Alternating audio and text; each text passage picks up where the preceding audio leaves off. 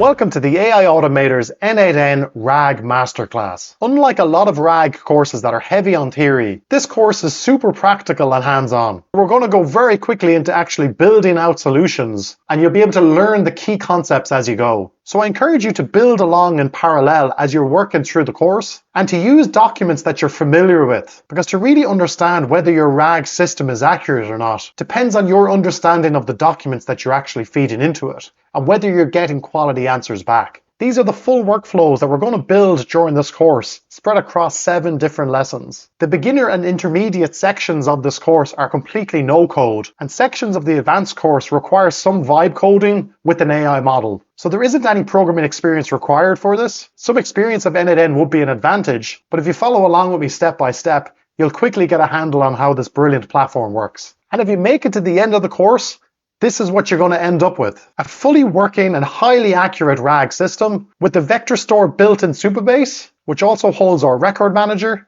And this system has a fully fleshed out RAG data ingestion pipeline. You'll learn how to create and update vectors from files in a Google Drive folder. You'll also learn how to delete vectors for files that are dropped into the recycling bin here. We also have a web scraping trigger for this RAG pipeline, so you can crawl entire sites on a daily basis and ingest them into your vector stores. This system handles a number of different file types, and crucially it uses Mistral OCR to actually scan PDFs that are not machine readable. And we have a sophisticated record manager to make sure that we're not duplicating data in our vector store. And finally, we generate contextual chunks to provide the most accurate retrieval. So you're going to learn how to actually create this entire data ingestion pipeline in this course. And I walk through it all step by step. And then when it comes to our RAG agent itself, not only can it handle metadata filtering, but you're also going to learn how to use hybrid search, as well as how to re-rank the results that come back from your vector stores. So this is absolutely the best practice in RAG, from contextual embeddings,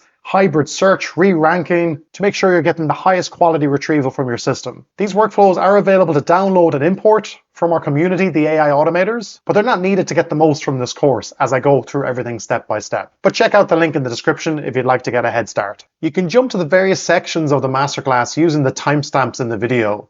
Our beginner section kicks off with lesson 1, where we demonstrate what RAG is, and in lesson 2, we use n8n's AI agent feature to create a simple RAG agent. In lesson 3, then we move on to an intermediate level where we set up a RAG pipeline to ingest documents. In lesson 4, we extend that pipeline to handle different types of files and formats. And then we extend the whole system to support web scraping using FireCrawl AI. And then onto our advanced section, in lesson 6, we implement hybrid search. We implement re-ranking with Cohere's 3.5 re-ranker model. And then in lesson 7, we implement a pattern called contextual retrieval. While you can jump ahead to the various lessons, the n8n workflows do build upon each other. So I do recommend going through it in sequence. And make sure to bookmark this video so you can come back to it later. I guarantee you this is the most comprehensive n8n RAG course on YouTube, so it'll be worth it. I put a huge amount of effort into this, so I'd really appreciate it if you gave the video a like and subscribe to our channel. And let's get started with lesson 1, building out a very simple RAG agent. In this lesson, we're going to be using the easiest possible means to set up a RAG system just to get up and running. So we're not going to worry about chunking or embeddings or anything complex. And let's not even worry about an automation platform. So let's just demonstrate what RAG can actually do. There are lots of different RAG style web apps that you can use. And from my experience, NotebookLM is absolutely one of the best. So you just go to notebooklm.google.com. And once you sign in, you land on this page and then you just click create new notebook. And this is the RAG aspect of it here. You need to add sources because this chatbot within NotebookLM is going to be grounded in the data that you provided. So let's upload some files to test this out. And you may have seen a McLaren Formula 1 car in the background here. Let's use the Formula 1 regulations to test this out. So let's grab a couple of documents and upload them to NotebookLM, and then we can chat to these documents. So this one is the technical regulations, these are the financial regulations, and these are the sporting regulations. So let's start there. So those have all downloaded. And if I just drag them in here, there's the first one and there's another. So there's 3 documents. Then it takes a while to process them. So what's happening in the background here is it's actually breaking down these documents, embedding them in a vector database, so that we can actually have a conversation with them in this chat interface here. And you can see at the bottom it says 3 sources. So if we ask a question, what is the plank assembly, which is a part of an F1 car, it's then able to provide an accurate answer based off the sources that you uploaded. So based on the sources, it's a key component fitted below the central surfaces of the floor body. So you have lots of these citations. So number 1 is referring to the technical regulations, and this is the chunk that was actually indexed. And if you keep going down, you can see number 2, still the technical regulations. Down here, number 11 is a different section of the technical regulations. So you get the idea. It's fully grounded in the documents.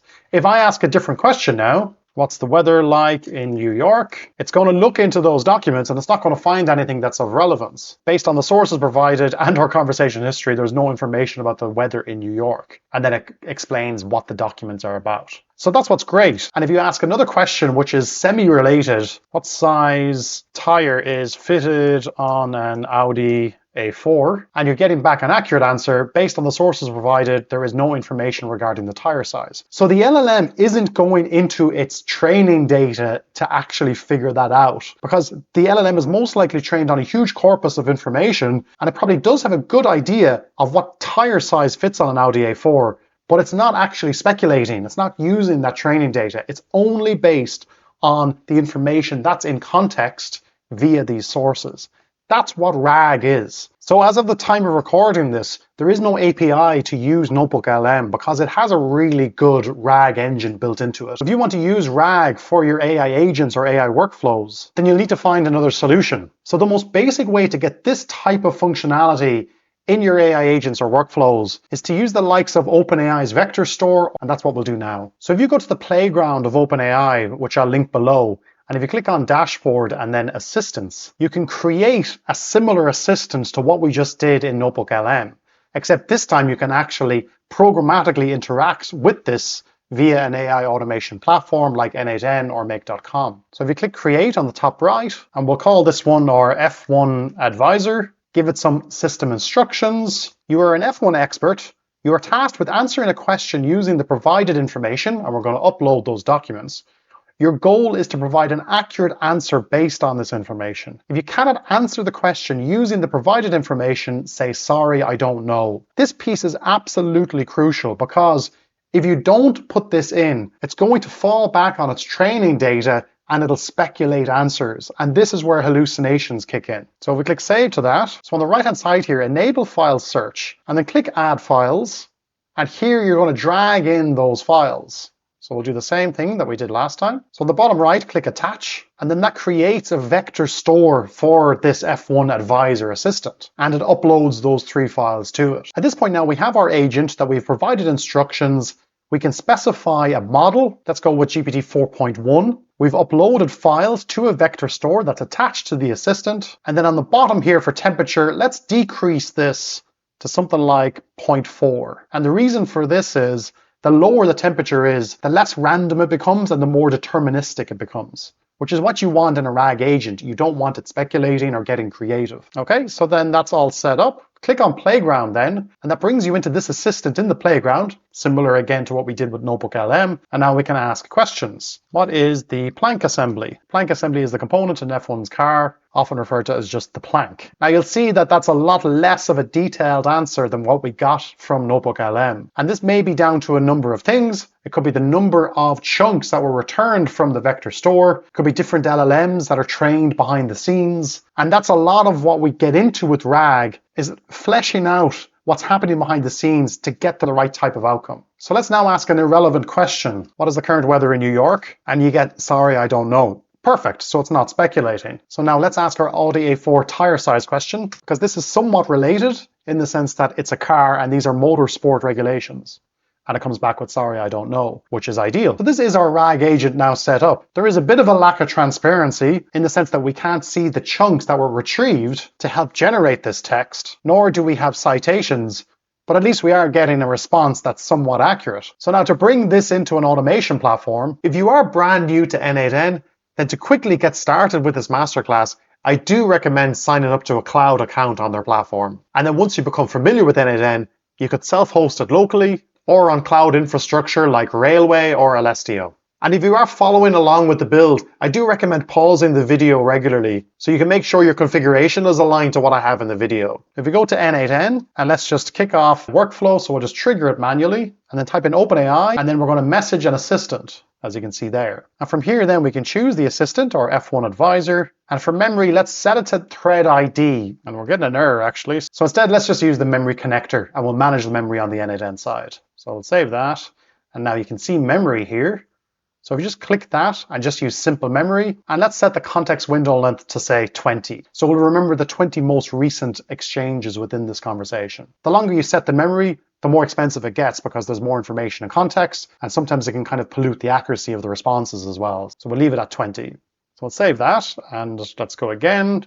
Repost the message. So it's gone off to the assistant, and now you can see the response. And that's a similar response to what we were getting in OpenAI's Playground. The plank assembly is fitted to the underside of the car. And then the question of what's the weather in New York, we're getting back, sorry, I don't know, which is ideal. So that's definitely the simplest way to set up a RAG system in n8n, where you can just drag and drop files, and you don't need to worry about chunking or embedding. The OpenAI assistant is a type of agent, in the sense that you have memory, it has knowledge because we've uploaded files, and you can also add tools. So there's function calling or tool calling. It is still in beta though, and it's soon to be replaced by the responses API within OpenAI. So it's not really used that much within n8n. So while it is pretty easy to get a basic RAG system set up, simply by creating an assistant and dropping in some files, and then just drop it in this node here, and then you have a conversation with it, it does have a lot of shortcomings. And the best way to kind of explain this is, if I ask this question here of what aero elements are on the back wing, you'll see that this is going to the assistant, it's going to look into the files in the vector store, and it's not going to find any good matches. And it's going to return with, sorry, I don't know.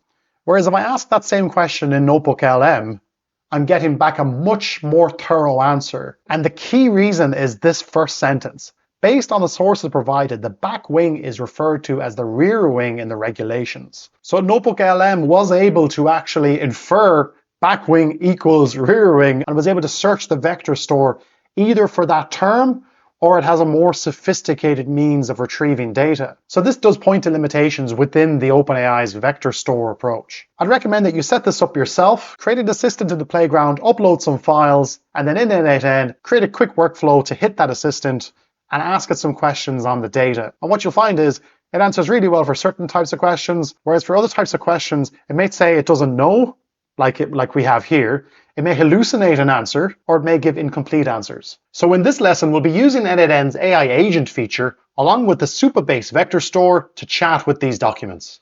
So let's remove out this message assistant, and if we click on the plus, and we can type in AI agent, and from here then we'll leave the source for the prompt as is. If we click on add option and go to system message, and then let's copy in our system message that we used within the OpenAI assistant. So you're an F1 expert, you need to answer the questions, and we provided an out. So if the answer is not in context, it can just say, sorry, I don't know. So let's connect up our chat interface, and then under chat model, we already have an OpenAI connection here from the previous lesson. So click on OpenAI chat model, and let's use 4.1, which is that one. And similar to what we did with the OpenAI assistant, let's reduce the temperature so that we get a more consistent and less creative response. We'll set it to 0.4. Okay, we'll save that. In terms of memory, we'll add the same kind of simple memory again. Choose our context window length of 20. Okay, and let's test it out. So we haven't loaded any documents yet. So if we say, what's the plank assembly? It's not really going to know. And interestingly, it actually does provide an answer. This is bad, really. But I think the reason is we haven't provided it a grounding so that it could actually follow the system message. So here we're saying answered based off the provided information, but we haven't given it any information. So let's give it some information. Let's refresh the memory and then click on the plus icon for tool. And if you type in vector, you'll see lots of different vector stores down the right-hand side here. So before we set up Supabase, let's just choose the simple vector store. Now this isn't for production use because actually what's happening with the simple vector store is it's just saving the data in memory. So the minute that your n8n instance reloads, you're going to lose all the data. But it's a good example just to actually test this out. So we'll call this one our F1 regulations. We'll give it a description because descriptions are very useful for agents to understand when and how to call tools. This is a repository of F1 regulation. Okay, so let's save that. And what you'll see then is you have this leg to set an embedding model. And this is a key part of vector databases is that the information needs to be processed and vector embeddings need to be created that represent that information. So while that sounds a bit complex, if you just click on the plus, and then you just need to specify an embedding model. I'll explain it as we go. So let's keep using OpenAI. We'll use their embedding model as well. And let's use their text embedding 3 small model. We'll save that. And now if we ask the same question again, what is the Planck assembly? I'm hoping we don't get a response because it should go to the vector store, which it did. It's not going to get any results because there's nothing in there. And we are actually getting a response. So this is bad. So this is where the prompt engineering side of RAG kicks in. We need to convince the LLM not to respond if it's not getting any relevant information back from the RAG store. And you can see in the logs here, it did go to the vector store. It queried it with Planck assembly, but it got nothing back, which is a standard use case where there might not be anything relevant. So it needs to be able to handle that, and it needs to basically say, sorry, I don't know. So if you click on expression, let's just open this up. You are an F1 expert. You were tasked with answering a question, and let's be more specific here, using the information retrieved from the attached vector store. Your goal is to provide an accurate answer based on this information only. If you cannot answer the question using the provided information, or if no information is returned from the vector store, say, sorry, I don't know. Okay, and let's test it out again. So let's refresh the memory. And there we go, sorry, I don't know. So that is the prompt engineering side of RAG systems that you really need to work through. And there are techniques that you can use to actually validate the responses from a RAG system to catch out any hallucinations or any examples where it's generating content from its training data as opposed to what was provided to it with the grounding. Okay, so let's load up some information out into this vector store. So let's make some space here. And if we click the plus icon, we'll add a trigger, which will just be a manual trigger. And then from here with the plus, if you just type in simple vector store, and what we want to do is add documents to this. So just click on add documents. And you'll see then there's various different operations that you can use. So we'll specify insert documents. And we're going to use the same memory key that we used previously, which was already pre-selected. And here you'll be specifying an embeddings batch size. We'll just leave it at 200 as is. Okay, so save that. And then similar to what we have to do down here, which is to specify an embeddings model, we need to do the same here as well. So just click on plus, back to OpenAI. And it's crucial that you use this same model for both ingesting documents into your vector store and querying or retrieving documents from your vector store. If there's a mismatch in the model or the dimensions of the model, then you'll get some really inaccurate results. So that's the model, and we haven't specified dimensions. This defaults to 1536, so that should be fine. So there's that. And then with this simple vector store, if you click on the plus where it says document, you can then load your PDF document. So we'll use the default data loader, which loads data from the previous step in the workflow. So we just need to load the PDFs here. So that's done there. The type of data is JSON. We'll load all the input data, and we can also specify metadata as well, but we'll leave that for the moment. So let's save that, and let's move things up a little bit. So you'll see that this is still showing as red. There's an issue, which is we need to provide a text splitter. So this gets to the chunking required of documents. So if we're to take this document, for example, it's 120 pages long, and there's just a mountain of information here. And the way RAG works is that it chunks the document, or it splits it, and it splits it based off a specific strategy. So it could split it per sentence. So if we look at this section here, if you were splitting for sentence, it's just looking for a full stop. That's a long sentence there. So that could be one chunk, then this could be another chunk, this could be another chunk, etc. Or it could split it per paragraph.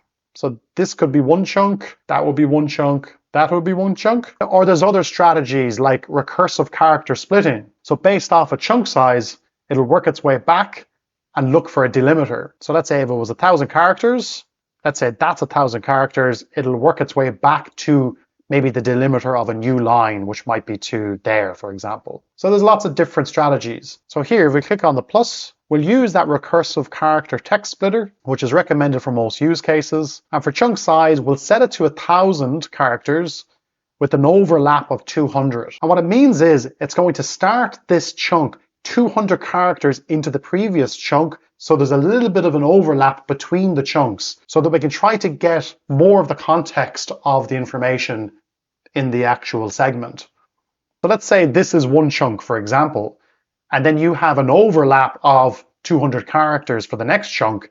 It's not like this would be the next chunk. If this is the first chunk, then the second chunk would start here, and then it would be 1,000 characters from there, for example.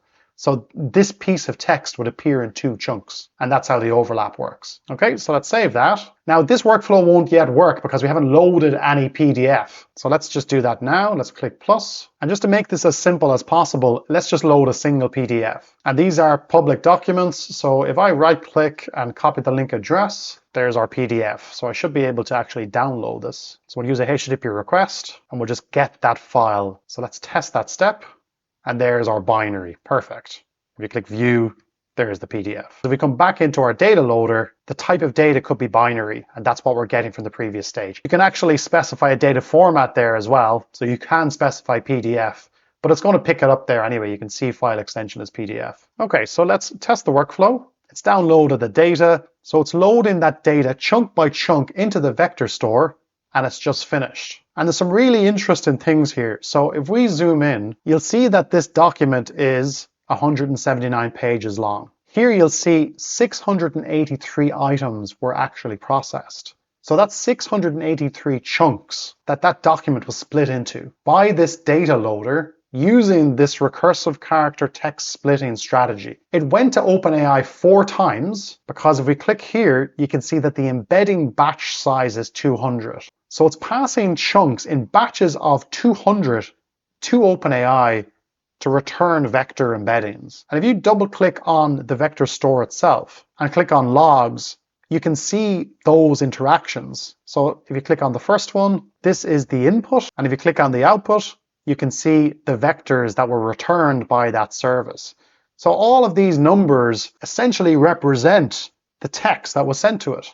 And if you click on the second one, you can see that the text changes because these are different chunks that were sent in batches. Okay, so we now have data in our vector store. So if we come back to our agent, and if we ask the same question again, we'll just clear the memory. What is the Planck assembly? It now has data to base its answer off. And there we go, we're getting a decent answer. And if you dive into the AI agent and click on the logs, you can see it went to the chat model, which then triggered the tool, i.e. the vector store. It passed the query, which was Planck assembly, which is really interesting because that's not what I asked. I asked, what is the Planck assembly? So it rewrote that query and it stripped away words that are somewhat irrelevant to the actual retrieval. And that's a really good strategy that we're going to dive into a bit further in this course. And then based on that query, we're getting chunks in response. And those chunks contain information about the Planck, as you can see there. The geometry of the Planck must conform to RV Planck with a tolerance of plus or minus 0.5 mil. So those chunks are relevant to the query. And we're only getting 4 of them. And the reason for that is if you double click on this tool, you can see that we've set a limit of 4. So we could increase that now to, let's say, 20. And if we ask the same question again, now 20 chunks from the document are being returned to GPT 4.1 for it to base its answer off. And then you'll need to evaluate whether you're getting a more thorough answer because there's more information being retrieved from the vector store. So how many chunks should you retrieve from the vector store is very subjective. If you retrieve too many, you're possibly adding noise to the LLM and it might not actually produce a great answer. If you retrieve too few, you're going to end up with partial answers to the question. So it really does depend. And then also the newer LLM models that are on the market have longer context windows. So you can load up more and more information into their context.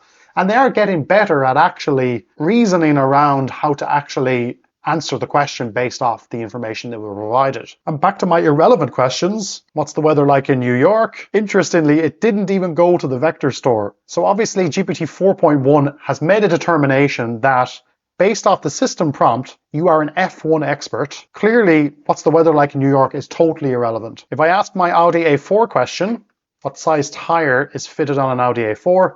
We're getting the same thing because the LLM knows there are no Audi A4s in Formula 1. Finally, let's ask our other question. What aero elements are on the back wing? OpenAI's assistant failed to actually answer this one. So now it is going to the vector store. It has deemed that this is relevant and we have got back an answer. So clearly this is now better than OpenAI's assistant and we're getting quite a lot of detail back there. And you can see on the right hand side here, it didn't substantially rewrite the query. It's still aero elements on the back wing. But there's obviously enough semantic relationship between rear wing and back wing to actually pull this information. So as we continue on in this course, we break apart the RAG process more and more. In the beginners section, we used OpenAI's assistant and we were totally removed from the embedding and the chunking of the data itself and how you query that data. Whereas as you build it out like this, you have more control, you have more configurations around the number of chunks that are retrieved, for example. Or when we were loading the data, we have more control over the size of the chunks and the overlap between those chunks. So of course our issue here is that we're using this simple vector store, which is just loaded into memory on n8n, and that would be purged when the n8n server reboots. So we need a more persistent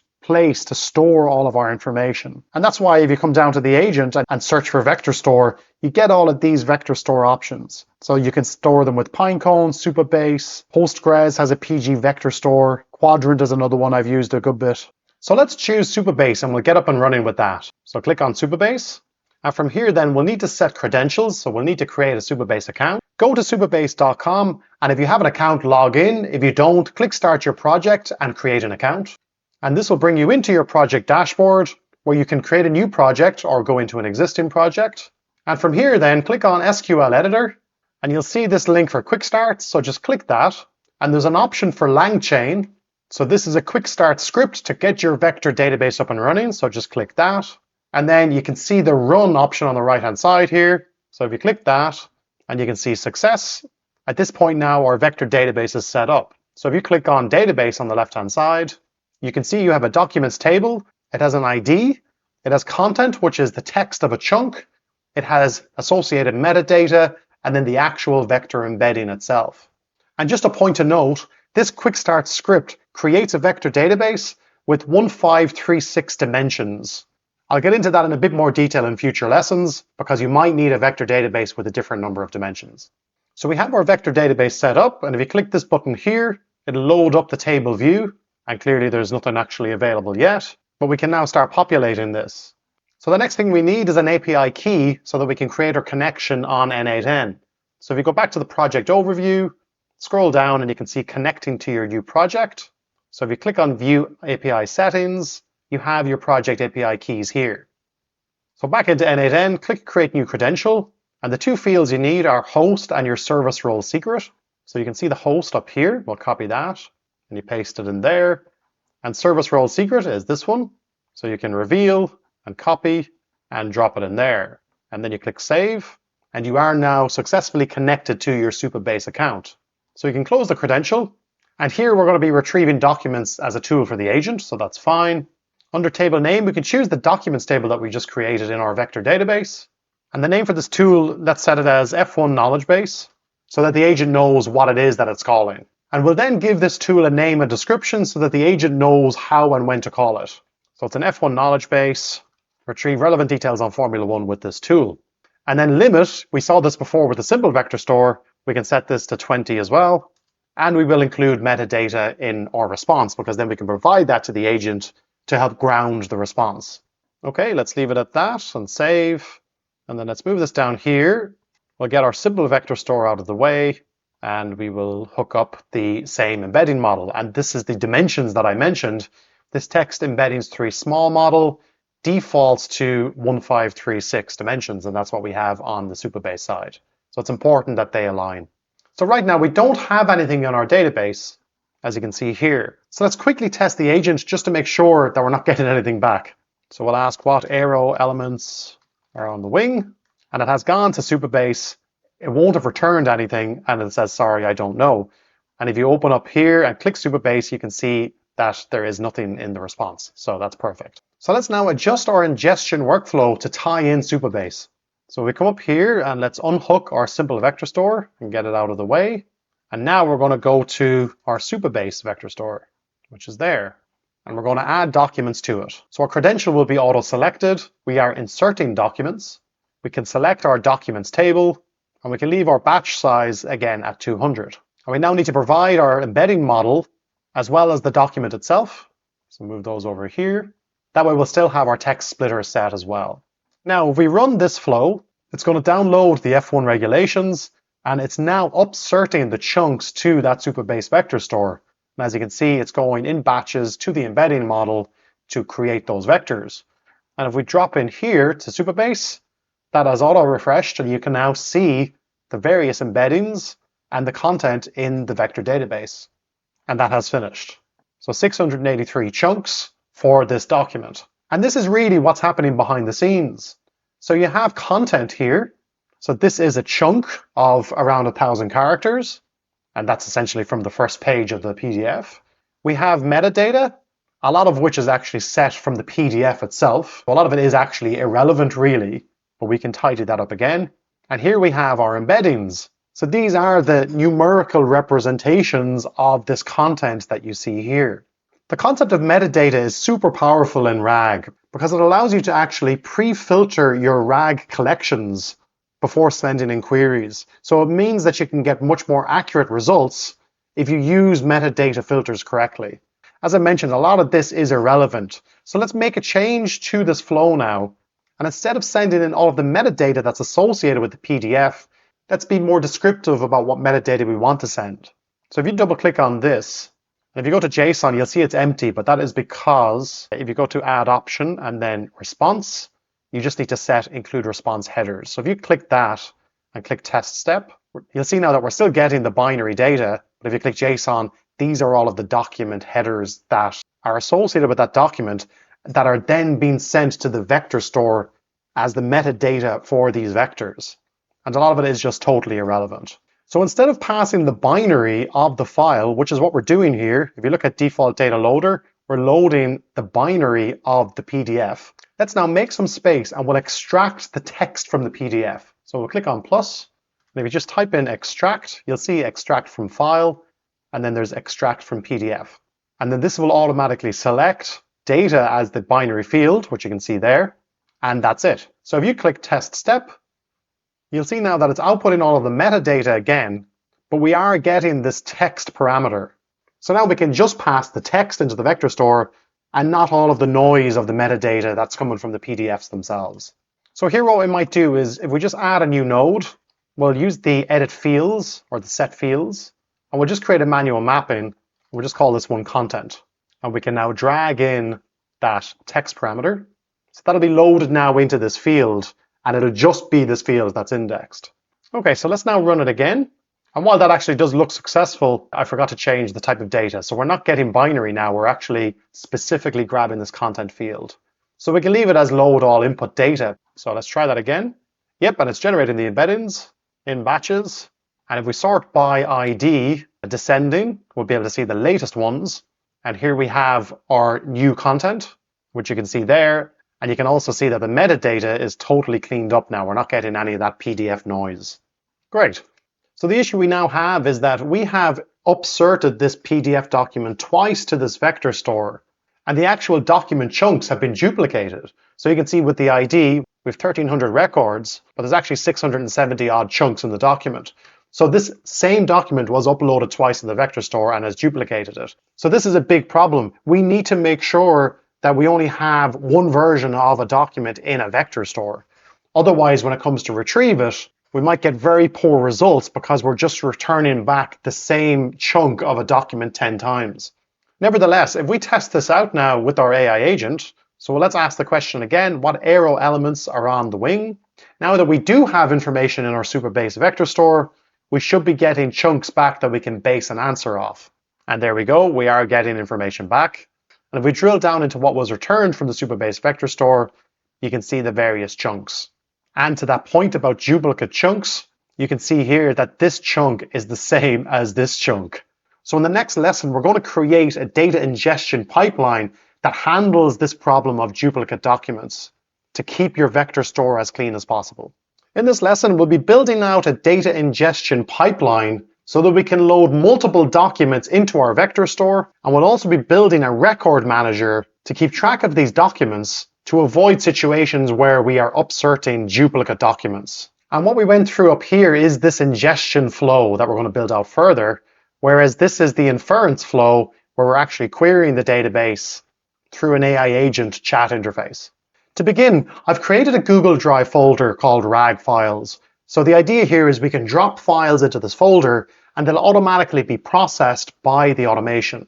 And here I've dropped in a snippet of those F1 regulations. So this document is 8 pages long instead of 170.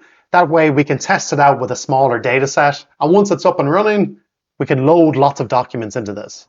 So here then, let's remove this manual trigger, and instead let's click on plus, we'll go to Google Drive, and at the bottom where it says triggers, we'll click on the on changes involving a specific folder. From here you'll need to set your credentials. So for that you need to click on create new credential, and then click open docs. I won't go through it in this video, but I do recommend that you carefully follow this step by step, because there are 5 stages to it. And if you skip any sub-step within this, then you might run into problems. Now with my credentials set up, I can choose the folder RAG files that I created for this. And then you can watch for different events. So I'm going to watch for when a file is created. And as you can see, it says changes within subfolders won't trigger the node. That's worth noting. Okay, so now let's click Fetch Test Event. And you can see that the F1 regulations have been returned. So that's great. So we now have a file that we can play with. And as you can see, we're not getting the binary, we're getting the information about the file. So the next thing we need to do is actually download this file. So back to Google Drive, download file. And where it says file here, we can set expression and we can drop in the ID from the trigger, which is this one here. And then if we click test step, we should now get binary, which we do. So there's our PDF. And now we're essentially in the same position we were here. So let's remove now this manual download of the file because we have it here, and we can hook it up to our extraction. So now we're extracting text from the PDF, and then we're mapping the text from the PDF to this content field, which is then upserted to the Supabase vector store. So let's test this workflow. So we've downloaded the file, extracted the text, and it's going up to Supabase. And this time we have 30 items because this is a smaller version of the document. So we still have our problem of duplicate documents. If I run this again, I'm just going to add another 30 vectors to this vector database. So we need now to implement a record manager where we can track what's in the vector database and see if anything has changed. And if it has, we can delete the vectors that were related to that document previously and upsert new ones. So if we come into Supabase then, if you go to database and click on tables, let's create a new table. And for this record manager, let's create 2 fields. The first one is going to be Google Drive file ID, and we can set that as text. And then the second one is going to be our hash, which we'll also set as text. And that has now created our record manager. And actually we want both of these columns to be required. So if we click Edit Fields, let's set the allowed nullable to false. All right, so back into our workflow. So if we make some space here, what we want to do now is search this record manager on Supabase to see has the file already been upserted to the vector database. We also need to implement a mechanism that'll help us determine whether something has changed in the file or not if it already exists in the database. So let's carry out the search first. So if we click Add and type in Supabase, we want to get many rows. And we can choose our table name, which is our record manager. We can set the limit to 1 because a document should not appear more than once in this record manager. And then for filters, if you click on Add Condition, we want to say if the Google Drive file ID equals the ID of the file from the trigger itself. So that's that one there. Okay, so if we save that and just run this one in isolation, you can see no output data returned. This happens sometimes in n8n, and what you need to do is specify always output data. Otherwise, the flow can stop at this point. And if we click test step again, you'll see now that we're getting an empty array, which is fine. So firstly, let's put in a condition that if the document doesn't exist in the record manager, we'll just add it to it. So if we click on plus, again back to Supabase, we're going to create a row, and we can specify our record manager, and let's define the columns. So the ID is auto-generated, as is the created date. So we just need to drop in the Google Drive file ID, which is this one, and the hash, which we need to actually generate. So we get out of that, and if we drop in the hash here, so let's click on plus, and n8n has a crypto node. So if you just type in crypto, you'll see this one. And we can essentially create a hash or a unique kind of fingerprint of the actual file itself. So under type, let's use SHA-256 as an algorithm. We can select binary as yes, and it's going to basically pick up the file from Google Drive, and it's going to create a hex hash. So if we click test step and then scroll to the bottom, you can see where it says data, this is the hash. So actually, let's just rename this hash and test it again. Now, so there we go. So this is what we're going to save to Supabase. So let's rename some things here. So this is generate the unique hash. This is get file. So that's download file. This is search record manager. And this is create row in Record Manager. Okay, so back into our create row, and we now can drop in this unique hash, this unique fingerprint, which is this one here, and we've already set the file ID. So if we click test step here, so we're getting an error here on the search record manager, and it's that it doesn't know which file ID to actually inject into this field to actually search Supabase. And the reason for that is this trigger can actually return multiple files because 5 or 6 different files may be uploaded at the same time to the folder. So this would return 5 or 6 different items. So what we need to do is we need to use a loop over items so that we can process each file one by one. So if you click on add and just type in loop, you'll get your loop over items. And we'll set the batch size to 1 because we want to process one file at a time. So that's there. And we need to tidy this up a little bit because we want these as part of the loop. So we'll just delete this replace me, delete this because this is the done channel as opposed to the loop channel. And then we can tie that in there. So for each file that has been provided by this trigger, we're going to download it. And now once we get to the end of the processing of this one file, we can loop back to the next file. So that's what we'll do there. And then back into the search record manager, we can now pick up the ID from the loop node and it'll know which one we're talking about. So scroll down to there, you can see that's where we're getting the error. But now you can see the loop node is there and we just need to click execute previous nodes to actually load that. Let's just click test workflow and we'll get it going. So back into this, and now we can pick up the ID from that loop node, which is there, and there's our ID. And now you can see it's green because it now knows which file ID to actually inject into that. And also now we have our record created in our record manager. So let's open up Supabase again, and let's jump into our record manager. And you can see there's our file ID, and we have our hash. So we can now start putting in some conditions because just to look at what we've done so far, we have a Google Drive trigger, which could provide us a number of files.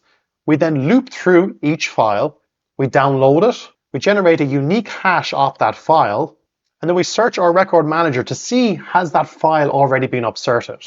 And if you click test step here, you'll see that it has. We're getting a file ID back and we're getting a hash. So now we can put in the conditions and build out some more logic. So let's use a switch because there's a few scenarios we need to take account of here. So we'll click add and we'll go to switch. So the first scenario is if the document doesn't exist in the record manager, it means we've never upserted it before, we've never seen it before. So for that one, if you go to expression, you can see here we're just getting nothing. So open up some curly brackets and it's just JSON. And as you can see, we're getting an empty object. So then if you come down here to object, so if this is empty, it basically means we've never seen it before and we can go and create the row and upsert the document. The second route is if the document is in our record manager, but the hashes are the same. That means there's nothing to do. The document hasn't changed. So for that one, let's come back in here. If we click test step and load up a record where the hash actually appears, as you can see there, and back into switch. And for value then, what we're saying is if the hash from the record manager is equal to the hash that we generated as part of this workflow, which is that one, then in this scenario, nothing has changed. So we get back out of that. Here, we can just loop this back. We can move on to the next file. There's nothing else to do. So the third scenario then is if the hash from the record manager is not equal to the hash that we generated. It means the file has changed. And in this instance, we then need to go to our vector store, delete out all the old vectors, and insert new ones. From experience, I find this is probably the safest approach, because if you try to overwrite vectors in the database, you may end up with orphan chunks, which are then difficult to clean out. And before we build out this logic, we're missing one key aspect, which is within the metadata of the document itself. As you can see here, we need to store the file ID. So currently the file ID is not there. We need to be able to search for all the vectors based on that file ID and bulk delete them. So to do that then, let's just trigger the workflow again. And we are getting an error actually because we need binary to extract the text from the files. So we'll just duplicate that node and drop it back there. And we need to update the ID as well. So we'll get that from the loop. Okay, that's worked now. So then we need to come into the default data loader. And as you can see, it's just loading the content into the vector store. So we need to add metadata. So go to metadata, we'll add a property, and this will be file ID, And then we can grab the value again from the loop. So mapping, loop over items, and there's our ID. And now we run it. That's upserting again to Supabase. And here's our new vectors. And if we click on metadata, you can now see the file ID. So now we can come into this route where we're actually able to search for those vectors based off that file ID. So here we're not using the Supabase vector store node. We're using the Supabase node and get many rows. And we can choose our documents vector store. We can set return all based on this filter. And then we can add the condition here. So what we're saying is if the metadata is, I would use this I like operator where you actually use these asterisks, and then we can drop in the file ID here. So we'll pick that up from the loop again, which is that one. So this will now return all vectors in the database that are associated to this file ID. So we now need to just simulate the data so it follows this route. So if I just go into the record manager, I'll delete them all except one, and let's just make a change to the hash. So that way it'll think that it's actually different.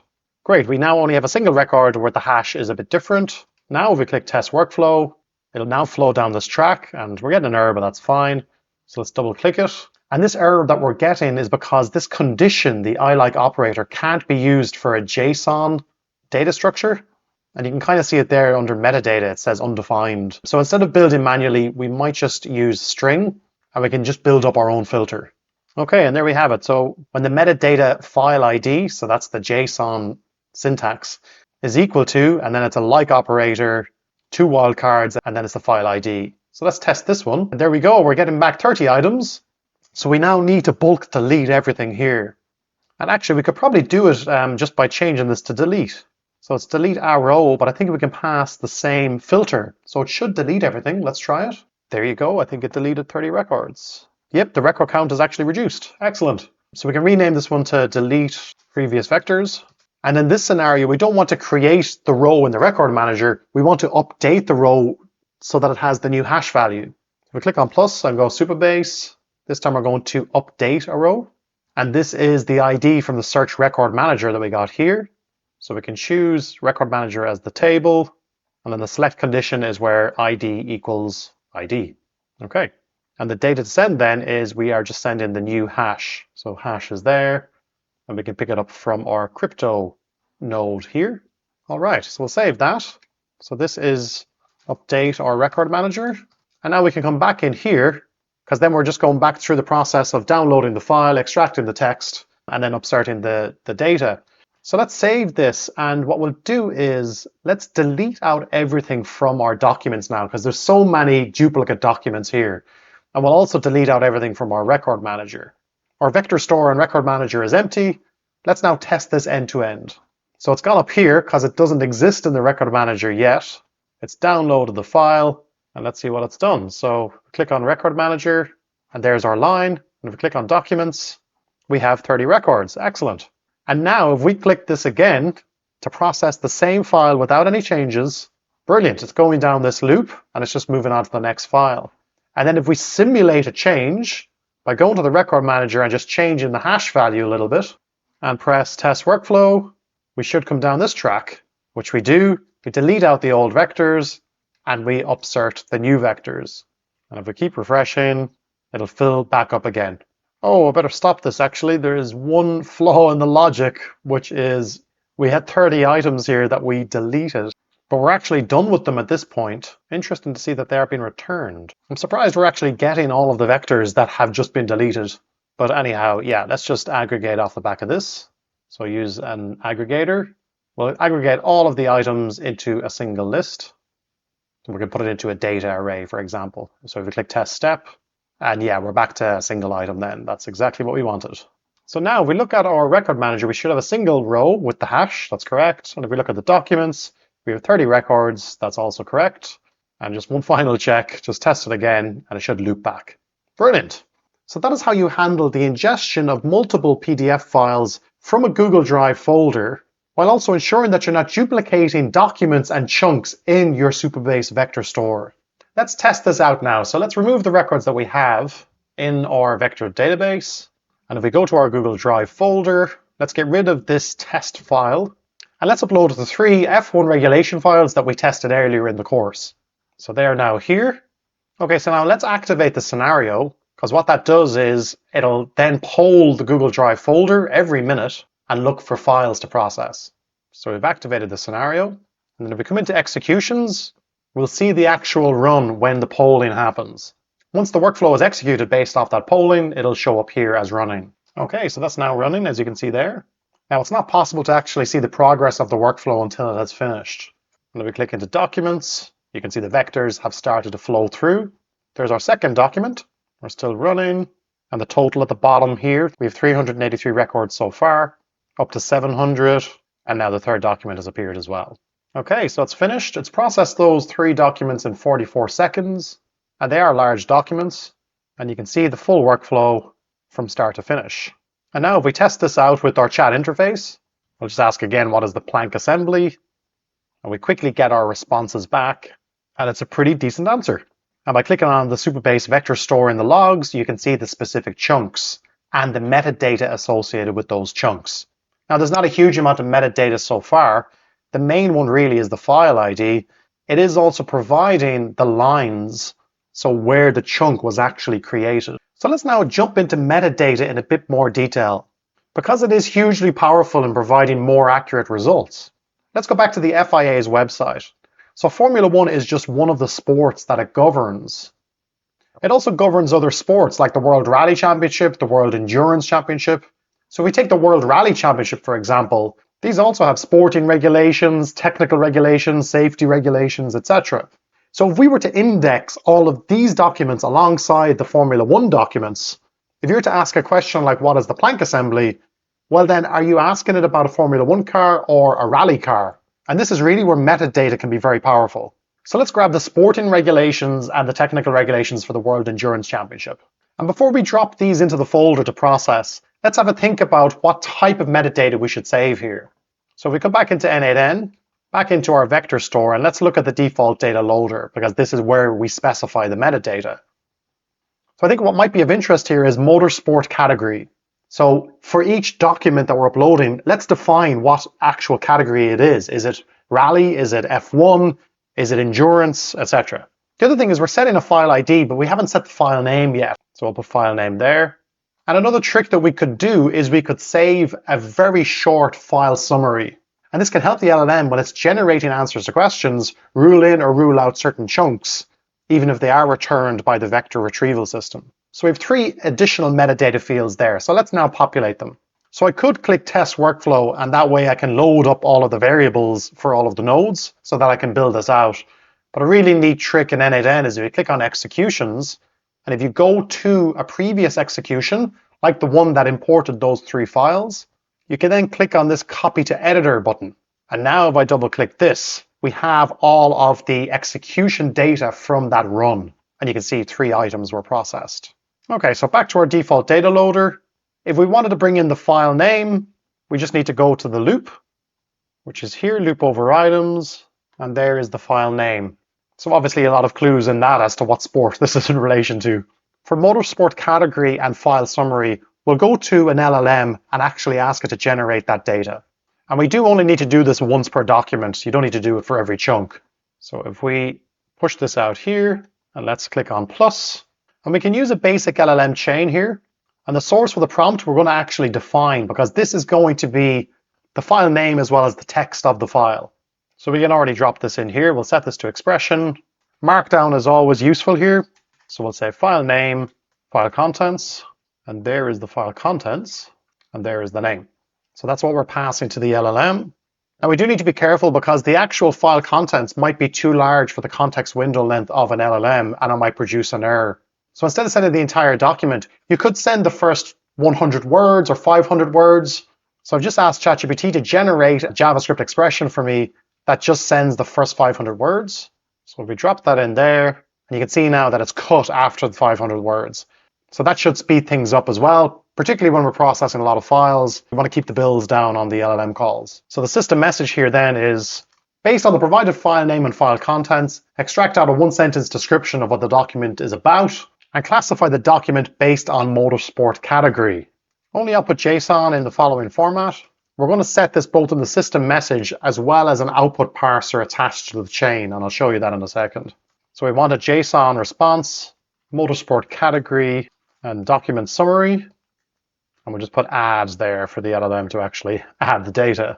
And as always with an LLM, when you're extracting data, you need to give it an out so it doesn't hallucinate things if the data is not in context. So if you are unsure of either of these, just output NA in the field. Allowable values for motorsport category include F1, rally, world endurance, and let's leave it at that.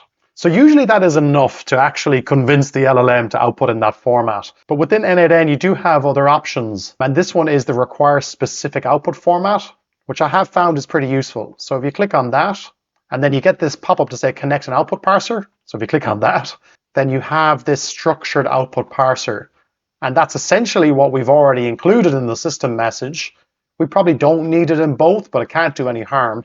So if we just paste that in there, and then that's all we need. So for model, let's use GPT 4.1, because that's what we've been using to date. Now you could use the likes of GPT 4.1 mini, or even 4.1 nano, if you were looking to save on budget. For the moment, I'll just choose the main model. And then response format we'll set as JSON. Okay, so we'll save that. And to test this, we're just going to pin some of the data so that we're able to force it down this flow. Otherwise, we'll have to keep messing with the hashes or keep removing things from the record manager. So we'll get all the way to here. And now let's see, can we test this? Okay, so that is running. There we go. So we have our motorsport category, F1. The document then outlines the financial regulations, including the cost cap. And that is correct. These are the financial regulations. Okay, so we now have some metadata that we can now associate with each of the chunks in the vector store. So we bring this over here, jump into your default data loader, and then for motorsport category, you can just grab it now from the output of the basic LLM chain. And there's F1, and here is our file summary. Great, so now let's save that. Now we are going to need to reprocess all of our chunks because we've created this new metadata, but it's not associated with everything that's already loaded into the vector database. So we need to clean everything down and re-import everything again. So I've manually deleted everything again from our vector store and our record manager. And now if we go back into Google Drive, and now let's add in our regulations from the World Endurance Championship, which we downloaded, and that's running, and it's finished. We have hit an error actually, because this isn't outputting any data for some reason. Of course, this edit fields is probably pulling text from the node behind it. And since we've added this node, it's actually broken it. So back into there. So for this, we just need to drag in the text from this node, and it'll have a hard reference then to the name of the node as opposed to just $JSON. That's just how n8n works. $JSON refers to the previous node. A hard reference to the actual node name can reference any node. Our files have now been imported. We have 1,800 chunks across 5 documents. So now if we come into our AI agent, let's ask it a question where there's a commonality between both categories of sport. What are the rules around a safety car? So there will be different rules for the safety car in F1 versus the Endurance Championship. So here the main rules are on a safety car in Formula 1 and similar FIA regulated championships. And if we go into Supabase, you can see that we have the file name now associated with the chunk, as well as the file summary, along with the motorsport category as well. So now if we come down to our AI agent, I've entered motorsport category as the filter name. And then ideally, we're going to get the AI to dynamically inject either F1 or World Endurance here. Now, the issue with that is if I use this syntax, which is used regularly for AI agents, so it's from AI, and you're getting it to actually populate this out. Unfortunately, that's not working for me at the moment. So if I refresh that, I'm getting an error that I can't get around. That does look like a bug, so I'll report it to the n8n team. But just to get around it for the moment, I'll remove that from here, and I'll just put in an LLM chain before it. But once that bug is fixed, it should be able to dynamically generate it within the AI agent itself. So we're using the chat input as the user message. And here we're just saying, based on the context, reply with either F1 or World Endurance. And as usual, only output in JSON. And let's attach an output parser, similar to what we did before. Motorsport category, add. And we'll copy in the model as well, GPT 4.1. And you could definitely use a smaller model for something like that. So let's just use 4.1 mini. Okay, and then if we just run that one on its own, we should get an output, which is F1, as you can see there. And let's now just drop that in here. There we go. And now let's test this end to end.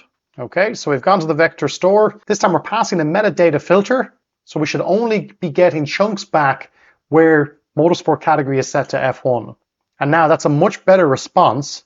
And to verify that, we can click on the agent, click on the vector store, and you can just work through and see the various chunks. They all have F1. So let's ask it the question, when is the safety car deployed in F1? And then this node is extracting the category. That's gone to the vector store to fetch relevant chunks. And then we build out an answer off the back of that. Based on the information available, the safety car is deployed during the race or formation lap. It lists the exact article from the regulations. So that's a great example of metadata filtering. You can add multiple filters and build up complex logic, but this interface only supports kind of basic metadata filtering. So if you wanted to get quite complex with it, you probably would need to hit the Supabase vector store via API and build out a really dynamic body for that call. But what you can see there is pretty useful. And to give you an example of the types of metadata filters that you could set, you could, for example, categorize documents based off a department within a business. Maybe you could filter or categorize by document type. So are they reports? Are they invoices? Are they emails? Are they web pages? You could categorize by author. So if you wanted to search a particular person's body of work, you could do it that way. You could get an LLM to generate keywords or tags. So it's not a structured category list, but it could just be a cloud of tags that you can filter off. So there's a lot of flexibility here with metadata filters. And then the other one would be date created or date modified. Now, vector stores aren't structured databases. You can't sort by the most recent, but there are some parameters that you can use to help you filter out old results, for example. Next up, let's expand our RAG pipeline to handle different types of files and formats. So if we come into our folder here on Google Drive, you can see we currently only have PDFs. And when you click Fetch Test Event within n8n for this Google Drive trigger, it explains it at the bottom here. While building your flow, when you click Fetch, it fetches a single file. So to handle lots of different file formats, let's remove all of these from this folder. So I'll drop it up to the folder above. And now let's create a new type of file. So let's try a Google Doc, for example. So test Google Doc. And let's keep going with our FIA example. So we'll name this organization and let's just copy out everything that we have here. Okay, so now if we come back in here and click Test Workflow. So it has followed down this track, but we need to now handle this different type of file format. Because if you look at the download file, you'll see the file extension is docx, but we're getting a different MIME type. The other thing is if I test this a few different times, we're getting different hash values. So this one starts with E96, this one starts with 645, even though nothing's actually changing in the file. So I think we're going to have to modify the logic here and generate the hash off the text that's in the file. And that way then we can base the logic on if the text has changed within this document. Okay, so let's zoom in and we'll make some modifications. So let's move our download file over a little bit. And let's put in our switch now so we can base the logic off the file formats. So here's switch. So here we can say if the MIME type equals this, then it's a Google Doc. So this is our Google Doc branch. Whereas if we trigger the PDF instead, so let's get that one out of there, drop in a PDF and trigger it. And now if we click it, yeah, but it's the same. It's MIME type as well. And that's application-PDF. Okay, so the second route here is going to be our PDF route. And this route is going to be our Google Docs route. And the other thing that's interesting about these switch nodes is that they actually pass the binary through. So you can see the binary is coming through from the download file in the previous node, and then it's been passed through to the next node here. Not all nodes in n8n work like that, but that's quite useful now because what we can do is we can grab our extract from file and maybe just change around the logic a little bit here and bring that closer to the front.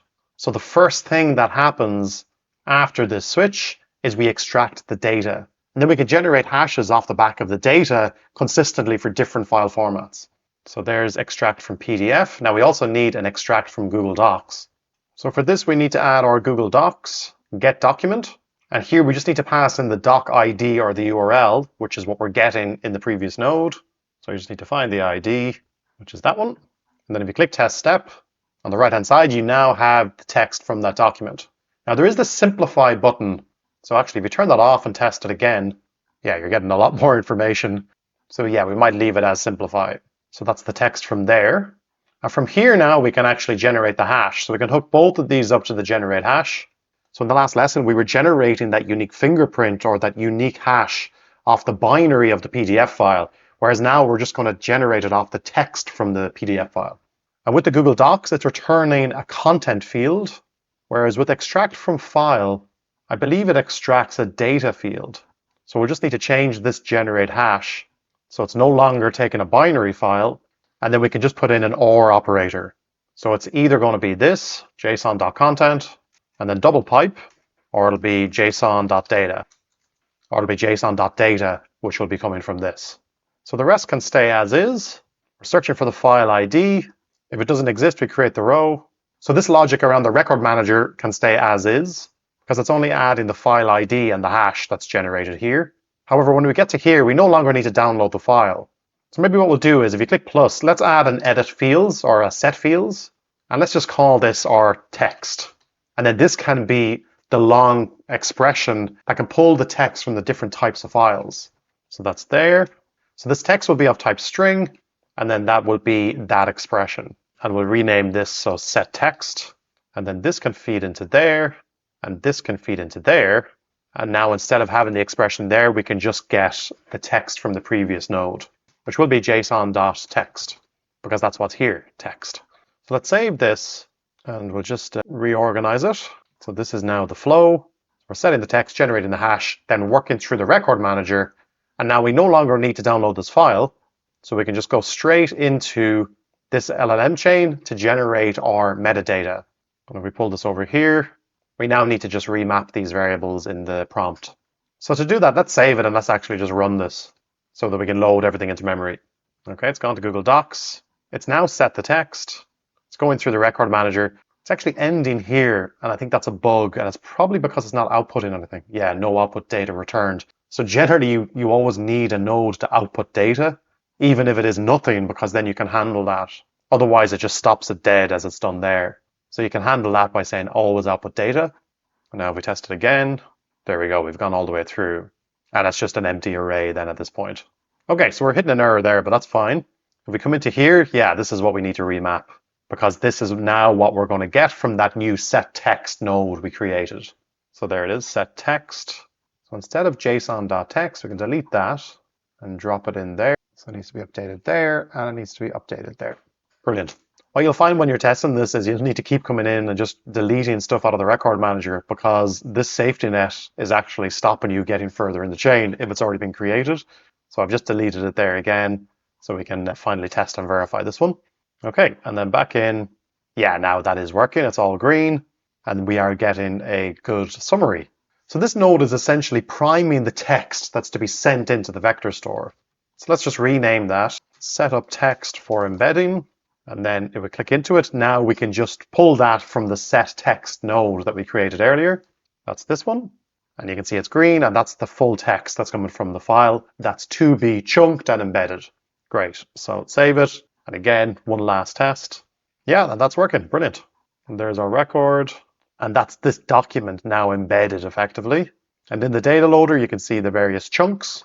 So with this new structure now, you can drop in any type of file format. So let's say it was a HTML page, for example. So if we just save this as a HTML, and now let's drop this HTML into this folder, just so that we can actually simulate this file format. And you can see that's the full HTML data. And this would be very useful for web scraping, for example, which we'll get into in a little bit more detail later in the course. So if we come in here, and if we now test this, we're going to be picking up that HTML file, as you can see there. And now we're hitting a bottleneck here because we haven't actually a root set for a HTML file. So let's add that. So now MIME type is text HTML. That's what this additional route now is. So now let's extract from this file. So extract from file, and we have an extract from HTML option. Or if we test that step, we are getting an invalid HTML. Let's try it with extract from text file. That way we don't need to worry about whether the HTML is valid or not. And there we go, that's everything that we're getting. And the issue with what we're getting there is there's just so much noise. None of that is really relevant for a kind of a retrieval system. So best practice here is to actually convert this to Markdown. So if you click on plus and just type in Markdown, there's the HTML, and we're going to output data. And actually, let's change it now to content. And then we can hook this up here, and that is looking for json.content. If we click on run here, It's now saved in this text field, and the rest of the flow will work as expected. Let's try another common use case here. So we have the option of extracting from a PDF, and that's what you saw here. The difference with these PDFs is the text is actually editable, or it's selectable. So by its very nature, it's machine readable. And that's what we've been indexing in the vector store. But what about the scenario of scanned pages, like this one? So this is a Formula One document, which is a steward's decision on a race. And it's all just being scanned up. So none of it is selectable. There's bits of handwriting in here. So how do we actually process this and index it in the vector store? Well, let's take this document and let's drop it into our RAG folder, which is what we've done here. And now let's ingest this file and let's see how much data we can extract from it. So click Test Workflow. So if we come down this track now, it is saying that it's extracted the text. But if we look at the set text, we're just getting lots of new lines. There's no actual information here. So to actually read this document, we need to use some sort of OCR system. And Mistral OCR, which was released in March of this year, is one of the world's best OCRs, as it claims here. So let's use this API to actually extract the text from this document. So once you have your Mistral account set up, you go to API keys and you create a key, and then you copy that key into the Mistral connection. So let's just unhook this for the moment. And let's create a HTTP request, because there is no native node in n8n to hit this Mistral OCR, so we just need to use the standard request nodes. So we're going to post to this endpoint. This is all documented in Mistral's API documentation. For authentication, click on predefined credential type and just type in Mistral, and then create a new credential, and you can paste in your API key, and you'll get a green success. Now you do need to add a minimum of $10 to your Mistral account for the API to be active. So that's set here. And the first thing we need to do is we need to upload our PDF file for it to be actually OCR. So we'll set this as upload file, and then we're going to send the body, and the body is of type form data. And the first thing we're going to do is set the binary that we're getting from the switch node. So the name here is file, and the input data field is data from the switch node. And the second thing we need to set is the purpose of this upload, which is OCR. And that's it. So if we save that, this is our node. So hook it up here. And now let's test it. Great, so that's gone and it's uploaded the file. As you can see there, that's the data that was sent, and we're getting back a file ID. So next up, we need to get a signed URL so that we can trigger the actual OCR. So it's another HTTP node, and we're going to post to this endpoint where we need to add in the file ID that we just received from the previous node. So that goes in here, and essentially we're retrieving a URL that we can then pass to Mistral in the next node to trigger the OCR. And again, we'll select our Mistral credentials. And actually, sorry, this is a get, not a post, where we send in query parameters. So we send in the expiration. We'll set that as 24. And we'll send in the header that we want to receive JSON back. So we'll accept application-JSON. Okay, so if we click test step, we should now receive our signed URL, which is what we did here. So now in the next node, we can pass in that URL for the file to be OCR'd. So we're going to post to their OCR endpoint, as you can see there. Again, we're passing in our credentials, and we'll send this body, and this was pulled straight from the Mistral documentation. So change it to expression, and let's open it up. So what we're saying is we're going to hit the model OCR latest. We're passing in a document URL, and this is where we need to get our signed URL. So we just drop that in there. Okay, so let's save that and test it again. And now it's working through those 11 pages. And if we double click, there we go. Every page has Markdown. So let's pin this data so that we don't need to keep triggering this OCR function. So just select the node and press P. So those three are now pinned. So we now need to aggregate all of these Markdown fields into a single field that we can just drop into the set text. So n8n does have a number of aggregation nodes that you can use. There's the summarize, where you can concatenate. There's the aggregate, there's the merge. But here we have a relatively complex data structure. So we have an array, which has a number of objects, and within that there are fields. So essentially we just need to map this.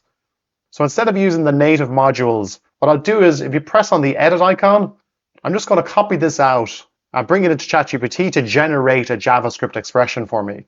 So here you go. Can you give me a JavaScript expression to aggregate all of the Markdown fields into a single text string? And here's the response. So this is the expression. So now let's bring this into a new set fields. And we'll call this one content, because again, that'll be picked up in the next node. And we'll set the expression. So open up a couple of curly brackets and we'll paste it in. Now we are getting undefined, but that's because data doesn't exist. So within n8n, everything starts with $JSON. So there's that. And then if we just remove all of this, there we go. So that is all of the markdown fields aggregated into a single field. Okay, so now that would then be connected up to the set text and away you go. Now, the only thing is, here we're OCRing the PDFs. Here we're extracting data from the PDFs. So we need some logic to determine when do we need to OCR versus when can we just extract the text. So maybe the first thing we'll do is we'll extract the text from the file. Let's cut that link. And if we test it, we are getting lots of new lines back, but there's no text. So let's strip out all of the new lines or carriage returns or white space and then count the length of this text. And if it's, say, less than 10 characters, then we can go and OCR it. So we'll add a node. Again, this can just be another set fields. And we'll take in the text. And actually, it's already removed all of the fields. So we might not really need to do much here. If we just type in length, yeah, we are getting 20. So no, we do definitely need to remove the new lines and the white space. So we can use the replace function, which essentially then replaces these new lines or these white spaces with nothing. So it just deletes them. So by adding that in, we can now see we're getting empty back, which is ideal. So let's rename this strip out new lines and white space. We'll make a bit of space here ourselves. And now we can have an if node. Now let's just execute the previous node. And then if we take this text, so if the text, or more importantly, if the length of the text, and let's say if that's less than maybe 10 characters, just in case there's other non-printable characters that we didn't actually catch in the replace function before. So we'll say, yeah, if that's less than 10, or more so, if that's greater than 10, then we can just keep going in this direction. Whereas if it's less than 10, we need to come down and actually OCR the file and then bring that up to there. So this is looking a bit confusing. So let's actually make some space and reorganize this. So there's our Google Doc branch. This is the PDF branch, and this is our OCR branch. And then all of that is combined into there. So that's effectively what we need. Yeah, and that's going to pass the text. That's ideal, because that's what's needed here, JSON.text. Okay, so I think we're at a point where we can now test this. So let's give it a go. Test workflow. Extracting the file, stripping out the white space, and because there's nothing in it, it then goes and gets OCR'd. The markdown is aggregated. It's set in this node here, as you can see there, and then it works its way through here, and it's indexed into the vector store. Excellent. So let's unpin these now, and now let's test this with a PDF that is machine readable. So we get that out of there and bring back in this one, and if we click test workflow, it should flow through the true route here, which it does. Excellent. And it goes up to the vector store. So that's how you OCR documents that are not machine readable, and then you're able to actually send that text into the vector store so that it's searchable. Okay, and there's our little explainer, and then that can be built out further as you add more file formats. But the important thing is that however you're extracting or processing the text, you always need to output either a field called content or a field called text for it to be picked up here. So our data ingestion flow is definitely getting more complex, but it's more feature rich now that it can handle multiple types of files. And then with our record manager router, we can manage the tracking of the files to make sure we're not duplicating data in our vector store. Which then actually brings me to this trigger, because this trigger is for new files. But actually we have another trigger, which is updated files. Google Docs can actually be updated in line. Whereas if it was a PDF, it would end up with a different ID. So it essentially would be a different file. So we drag this in here, and this can be our trigger for updated files. And then the same thing happens. It's just passing the file IDs to be processed. Now, the only thing we can't handle here is deleted files. Obviously, I've been moving files out of this folder, but I don't believe there's an event for that here. Let me see. Yeah, so under the watch for, there is no file deletion. So that is a shortcoming of this design so far. We'd need to figure out a method of a soft delete that you could then pass into the system. Perhaps we could have a deleted folder. So we create a new folder here called a recycling bin. And then if we copy this trigger, we can rename it delete files. And now we're going to watch for files that are added to this folder or recycling bin. And then let's say that this file that we just embedded, if we drop that into our recycling bin, so then what do we want to do with it? Again, multiple files could be dropped in, so we need a loop, so we can connect that up. We don't need to download the file because we can search for the vectors, which is what we're doing over here. So let's grab these and we'll drop them up here. So for each file that's been deleted, we need to delete the vectors. So the file ID, let's just delete this loop for a second and let's just test this. So there's the data. Then if we drop this down here, we can now select the file ID from the loop, which is that one. Yeah, and we're still aggregating and then we're still updating our record manager, except this time now we're not updating, we're actually going to delete a row. And of course, actually, we need to search for the record manager because this file might not have been embedded in the first place. So let's grab that node, which is this one. So paste that in there. Yeah, so for each file, we search for the file in the record manager. If it exists, we then go through the process of deleting the vectors. So we'll update that reference, loop over items 1, because that's the name of this one. So let's run this node and we'll get something back. So it does exist. So if ID exists and it's a number, then we delete the previous vectors, which is what's happening there. 1,165 chunks deleted. Aggregate all of that down to a single field or a single item. And now we can change this update our record manager to delete record manager. There's delete a row and there's the ID. Excellent. And then last but not least, we can just delete the file from the folder. So into Google Drive, delete a file, and then we can do it based on ID, and it's what we're getting in the loop. This one.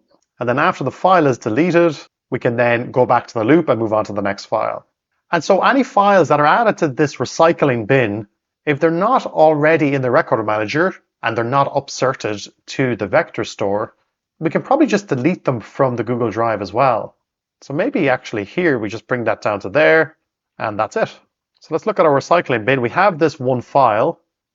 If we just test that workflow now, and exactly, yeah, it's not in the record manager because we deleted it a minute ago and we've deleted the file from the bin. Excellent. So we now have create, update, and delete from this folder structure.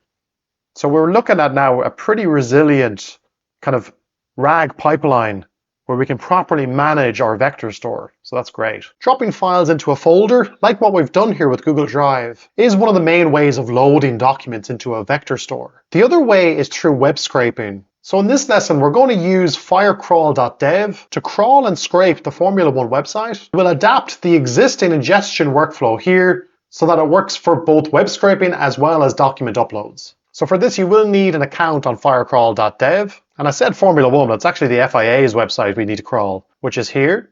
So within the playground of FireCrawl, you can simply just drop in a URL like that, and you have certain options. For the moment, we'll just limit this to 5, just to see how it works. And what's great is you can get it to output Markdown format, as you can see there. Markdown is ideal for both chunking in a RAG system and for LLMs when generating content. And then also we're specifying extract only main content so we can really focus on what's actually on each page. So if we click run here, you'll see that it's crawling the website. It's going to pick 5 pages from their menu, no doubt, and then it'll return back the markdown content for those pages. So this is all great content now that we can ingest and save in our vector store. If you click on get code, it'll give you the actual curl request that you can then bring into n8n. So we'll copy that. And then up here, let's just add a new node, HTTP request. We can import this curl. Now it has brought in my API key here. I generally find it's better to set this up as a generic credential type using header auth. So we'll just create a new credential. I just pasted in the value and its authorization. So this is FireCrawl. We save that. So now we can remove our headers and we're just sending the body. And if we click test step, we have a success true, and we're getting a URL back, which allows us to check the status of the job. So that is if we were polling this. I generally prefer to register a webhook when dealing with crawling. That way, when each page is actually crawled, it can hit the webhook and we can save it. And this is the format we need. So it's just webhook, and then we send in the webhook. So back into here, we'll add that. Then we need to add in our webhook here. So this one is trigger FireCrawl. And then if we click on the plus, we need a webhook. So that is our webhook. And what we'll do is we'll just copy out the test webhook for the moment and drop that in there. I'll just limit this to 2 as we actually work through this. So now if I click test step there and then quickly come into the webhook and click test workflow, that's now listening out for FireCrawl to ping that webhook with the data from the crawl. And it will do that page by page. So this thing will get flooded with requests, but that's fine. So as you can see, it's listening now. Okay, so we've got a response. I had to just make one change there, which was to change the HTTP method to post. But you can see this is what we got back, and it's crawl.page. I also made a small change to the request as well, and I added in the events that I want to listen out for, which is specifically page. This is all mentioned in their API documentation here, where the different events can be started, completed, failed, or page. Cool, so we now have a page that you can see here. This is the main website, and we have the markdown of that page. So with this webhook, we're only ever going to get a single page at a time, or essentially a single item. It can still feed into this loop over items though. So let's do that. Now you need to abstract things a little bit here. So let's just copy this. And now that we have data here, let's pin this so we don't have to keep triggering the crawl. So we'll press P to pin it. And now let's just see what happens. We're going to need to fix things along the way here. So let's just test the workflow. And clearly it's not going to download a file from Google Drive. So if we make some space here, we need an if. And let's have a look at what we're getting. And this is a good feature in n8n, which is if you pick the node that's actually triggered this, so that is the webhook, which is there. And then if you press dot is executed. So if this webhook is executed, and then if that is true, then here we can handle the situation where this is triggered by FireCrawl. Whereas if the webhook wasn't executed, then we can just handle this as standard. Clearly this download file is providing binary. So maybe the easiest thing to do is actually convert this text to binary so that then all of this logic will still work. Let's try that. So we click on plus and type in binary. So let's click convert to file, and we'll use the move base64 string to file. Now we will need to actually base64 this string, so that's something we'll do in a minute. But let's just get the markdown first, which is that one. Now let's click test step, and it has created binary. I don't know how it worked though, because it's not base64. So if we were to quickly just convert this back to text, I assume it wouldn't work. Yeah, so that didn't work. That is as expected. So then let's move this across. And there's this code that we need to use to actually generate the base64. So we're using the buffer class, as you can see there. So let's get back into here. We'll add a code node.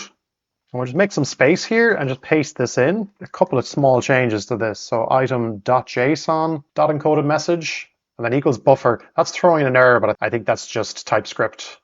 Then we're creating the buffer from, so here we need to throw in the markdown, which is there. And then that can be out. So we can remove return item because it's been added to this.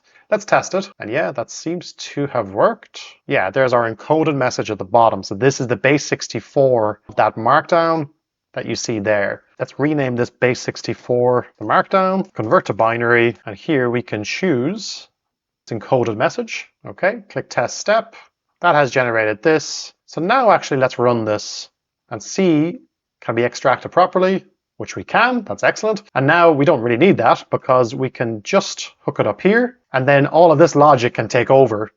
If we let it flow through, test workflow, it'll get to the switch. So the MIME type here is text-plain. The issue I'm having here is that actually I can't see that within the JSON because it's only outputting the binary from this field. So what I might do is I might just create an additional route here. And we'll do the same thing where we just check has the webhook been executed. So there's our webhook, dot is executed. And if that's true, then you can take this track. And that can take the same track as track 2, which essentially just extracts the text and generates markdown. It is already marked down anyway, so it's not going to do a huge amount, but that's fine. So let's test it now. Okay, so that has flowed through.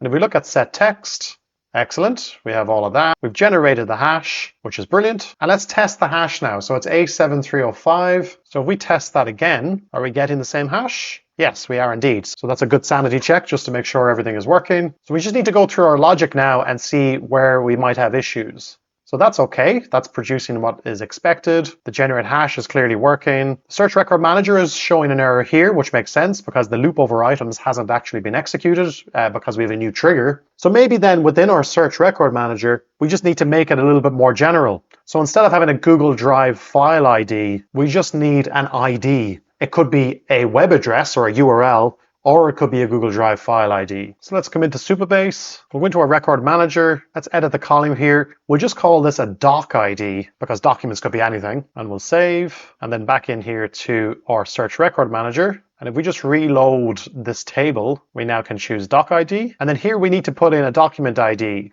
So there's two ways to do this. We could use a ternary operator, Or what we could do is actually just set data at the start of this flow depending on what's coming into the loop. So maybe let's do it that way. It's probably the cleanest.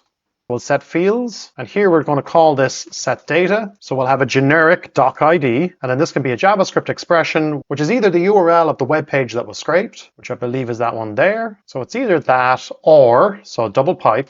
And now we need to get the correct variable for the Google Drive file ID. So if we save that, and if we drag a file into the folder, and just click on this one, and now we can put in our double pipe, and we can find the ID is there. Cool. Okay, that's working now. I just had to swap the parameters.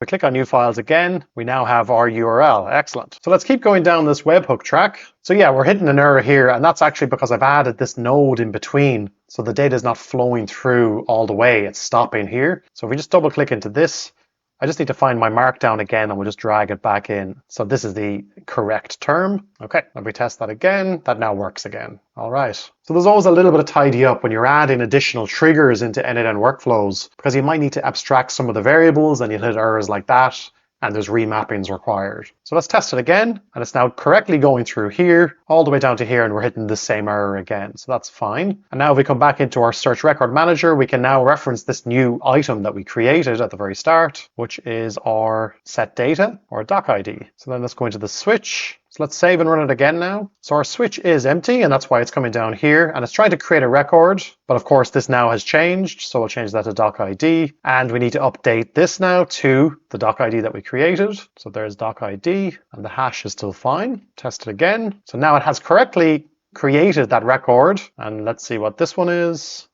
So yeah, the file name is referenced from this download file node, which is no longer being triggered. So file name we can abstract here in this one as well. Set data, and let's call it maybe doc name. And I suppose that could either be the title of the web page or the name of the PDF file or the Google Docs file. Okay, so there is the title of the web page. So it's going to be either that, or if we test this one, it'll be this file name here. So again, it's just using that or operator, the double pipe. Okay, test the webhook again, back down to here. Of course, now our record manager is actually forcing a problem. So we'll need to start deleting records from this or start pinning data to kind of get around that. So yeah, let's pin the data here and here. So we have created the row, and now back into this one, and now we can map the new doc name. So get out of that, and here's our doc name. And let's have a quick look forward. So set text is okay, and that's going to be sent into there. Loop over items will need to change actually. This file ID is now going to be the doc ID. So let's change that to doc ID, which we have here, I believe. Yep. So we can paste that in there. Motorsport category is still fine. The file name also needs to change. So that's going to be doc name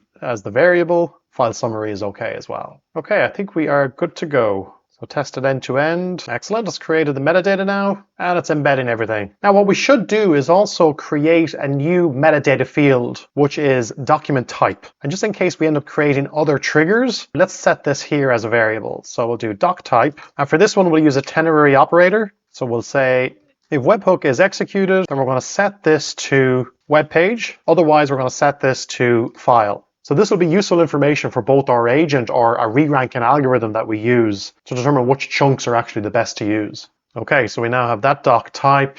Let's bring it into our default data loader down here, which is there. Okay, so let's save it, run it again, and we should be in business. Yep, that worked perfectly. Okay, so we can now unpin everything. I wouldn't mind testing the Google Drive file again, just because we have made a lot of changes. So we might have missed one or two variables to remap. So if we test that there, and yeah, actually, there we go. It's already missed one. So yeah, we just need to delete that and grab it from the loop over items directly. Brilliant. Try it again. And we are hitting a blockage here that we're not getting the MIME type. So I just need to actually set include other input fields here. So that way all of the information that's in the loop will flow through this node and append these fields as opposed to starting fresh. I probably should have done this 10 minutes ago. But anyway, better late than never. Yeah, there we go. It's now working. Excellent. Yeah, it's created the row and we are in business. So let's clean down both the documents and the record manager, and let's import files and let's crawl the website and get lots of data now into our vector store. So we'll activate our workflow. And now let's drop in our documents. So we have various documents from testing earlier. Let's drop all of those into this folder. And at the same time, let's go and trigger FireCrawl now. And let's get it to crawl, let's say, 20 different pages on the FIA's website. Actually, I need to update that. That's the test webhook. we need to get the production webhook because the workflow is now active. So there's the production one. We'll drop that in there. I probably need to add authentication to this too, just so that everyone isn't hitting this webhook. So I'll do that in a couple of minutes. So we'll save. And now let's go. Let's trigger it. Excellent. So we have our URL to check the status. And if we go to executions, brilliant. We can now see that there are a number of web pages streaming through from FireCrawl. And if you look at the record manager, these are all of the URLs. That's great. Now, a couple have encountered errors. So let's have a look at one of those. And this one received a null value. So it wasn't able to generate a hash off nothing. So yeah, the markdown was empty. Maybe we just need to add a check at this point. We'll put it in right here, because if the page is empty, there's nothing to do. So we'll just do an if, and actually let's come back into that error and debug this one in the editor. So if the length of the markdown is greater than or equal to 0, so that would be true. Otherwise, I can just do nothing because it's only a single web page coming through the webhook. Okay, all of that has imported, so let's have a look at our database. We have 19 records in our database, so the files haven't been ingested yet. Also, what we should build here is a processed folder. So after these files have been processed, we can drop them into this folder here. So we'll quickly build logic for that, and then let's rerun everything. And we can do it right at the end here. So Google Drive, move a file is that one. And of course, this should only run if this is actually a file and not a web page. So we'll put an if. Now we have no data here, so let's load up a previous execution. And we can now base all of this off those variables that we set at the start of the flow. Doc ID, doc name, and doc type. So if doc type is equal to file, then it'll come down this track. Otherwise, it can just go straight back to the start of the loop. And this flow is getting pretty big, as you can see. We'll turn this off for a second. So for the delete file, then we can just pull in the ID, and then we just need to specify where we're moving it. And we're moving it into that processed folder. So if we now test it end to end, it should now process the file and then actually archive it into that processed folder. And similar to the issue we had with the record manager, we need to actually aggregate all of these chunks because we're getting back 520 chunks from the vector store because this is a big file. So just click on the plus, aggregate the chunks into a single item. So aggregate all the fields. We just need a single item at this stage. We don't need to archive this file 520 times, and that should be that. And it's actually moved it already, so we do know it works. Let's push it back in. Brilliant. Archive the file, and we are good to go. The file's been added to the record manager, and the chunks are then available in the document store. And I'm just testing the OCR again, and actually I need to duplicate this node because we need the binary again to upload it to Mistral. We'll just do that. There we go. So we'll tighten all this up. Yeah, that's working out. So this is definitely becoming a big workflow. We're probably getting to the point where we might need to break this into multiple workflows. Let's see, can we tidy it up a little bit here? Yeah, so this might look a little bit better. Okay, so let's enable our scenario again. We'll trigger the crawling of those 20 pages on the FIA's website. And at the same time, let's drop in our files for processing. And from looking at the executions, we're up and running again, processing the web pages from FireCrawl. If we look at the record manager, we have our 20 web pages there. Brilliant. While those files import, let's trigger FireCrawl again, because it should not duplicate those web pages as nothing will have changed. So let's dive into one of these now, and let's see what's happening. Yep, so it's come in via the webhook. It's converted it to binary. It's gone down this track, and excellent. Yeah, it's following the track around. So it's searching the record. It's seeing that the hash hasn't changed, and it's just moving on to the next file. So that logic is working perfectly now. Excellent. So that's how you build web scraping into your RAG ingestion flows and abstract them so that they also work for files uploaded into a folder. And for that web scraper then, all you need to do is just run it on a schedule. So you can have another trigger, which could be a schedule trigger, and you could set this to run every day at midnight, for example, and it could scrape the entire website, and it'll only bring in pages that have actually changed or new pages. Now, FireCrawl can get expensive if you're scraping a very large website on a regular basis. In my Agentic RAG video on our channel, I use a service called SpiderCloud. SpiderCloud is incredibly cheap, so you could scrape 1,000 pages for a fraction of what it will cost elsewhere. And as you can see, the average crawl cost per 100 pages is just over 1 cent by using their smart option. So it really is super cheap. The other option is Crawl for AI, and you can actually deploy this locally or you can self-host it. So if you really need to scale up web crawling, I would definitely go this route. I just did a sanity check of the content in the vector database, and the content is actually missing new lines and white space. And that was because of the node I had there stripping out all of that to do this OCR check. So I've just moved that logic into here. We're doing the check there, and if it passes, we're not actually changing the text. So that should solve that problem. So our text is perfectly fine now to be indexed by the ingest. So let's now ask a question of our agent. Any news on the Safari rally? Because that was one of the news items that was just crawled and imported. And yet, there we go. It's referencing the news items that were just ingested, along with actually links to the content too. And there we go. There's our news item. That's brilliant. And our documents are now being ingested as well. We're now entering the advanced section of our RAG course. And up until this point, we have been primarily focused on ingesting data into our vector database through this now extensive workflow here. But let's now start focusing on the generation side of our RAG system, because there are a number of improvements that we can make here to dramatically increase the accuracy and quality of outputs from the agent. And all we've really done so far is prep some metadata that the AI agent can use when querying the vector store. But let's actually remove this from the flow for the moment. And let's tackle two of the best ways to increase accuracy in your retrieval system. And that is by using hybrid search and re-ranking. So let's connect this up here. And in this part of the course, we are moving away from no code into vibe coding, because a lot of these advanced techniques aren't natively supported in n8n. So we need to actually build up the building blocks ourselves. So we'll disconnect our tool here. And if you click on Add Tool, we'll be using this Call n8n Workflow tool. The idea here is we're going to trigger a separate workflow that's going to trigger this hybrid search. And based on what comes back, we're going to use a re-ranking model, Cohere 3.5, which is one of the best in the industry, to sort those chunks based on relevance. So we'll name this query vector store, call this to fetch data from our vector store knowledge base. And then the workflow that we're going to trigger is actually the same workflow we're currently in, which is this one. Okay, so we have query vector store. Let's get this out of the way. Then we need to add another trigger, and it's when executed by another workflow. So we can drop that in here. So the idea then is when the agent hits this tool, it's going to trigger this flow. Now you could set this up in a separate workflow on n8n, but it's nice to have it all on the same canvas here, particularly when building it out. And the key question here is, what data are we going to pass in to actually send to the vector store? So if you click on this, and over on the left-hand side here, you can define fields. So this will just be query. And now that we've set that here, if we come back into query vector store, that field shows up at the bottom here.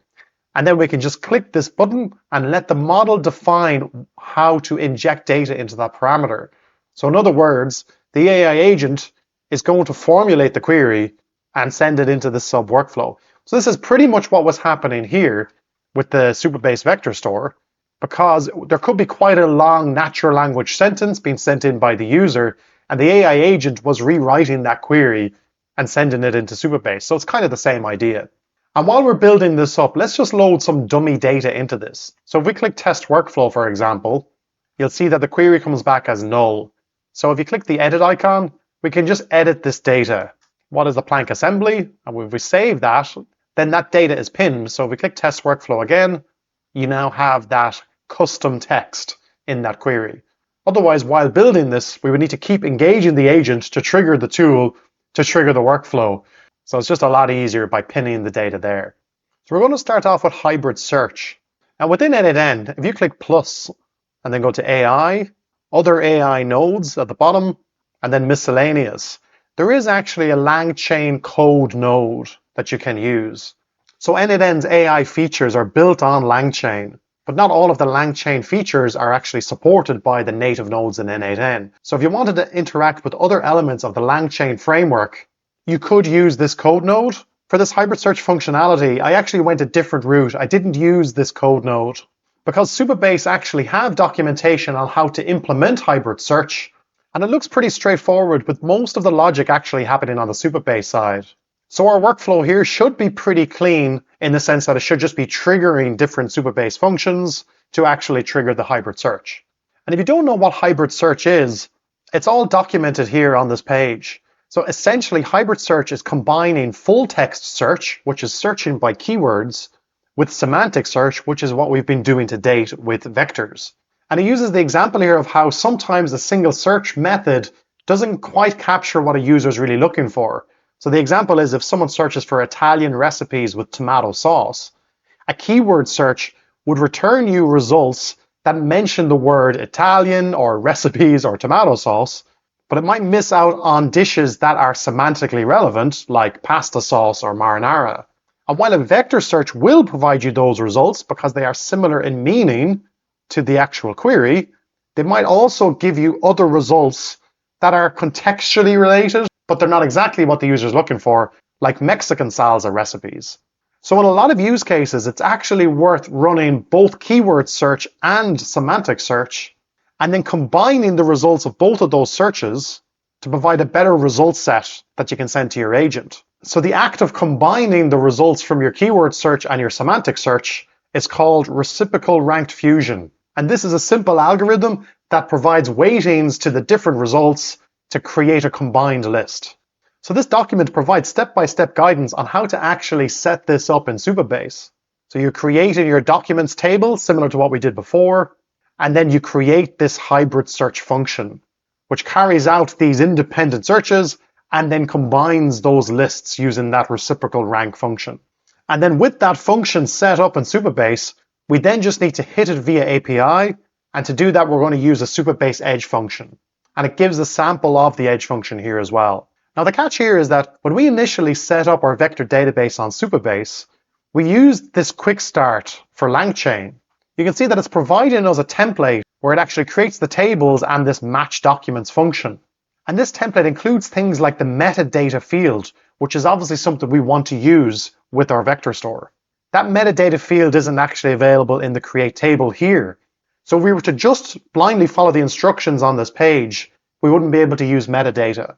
And this is where the vibe coding aspect kicks in. So I used Gemini 2.5 Pro, and I passed it my current Supabase setup script, which was the LangChain one I showed you a minute ago, that does contain metadata, and the match document function uses that metadata as a filter.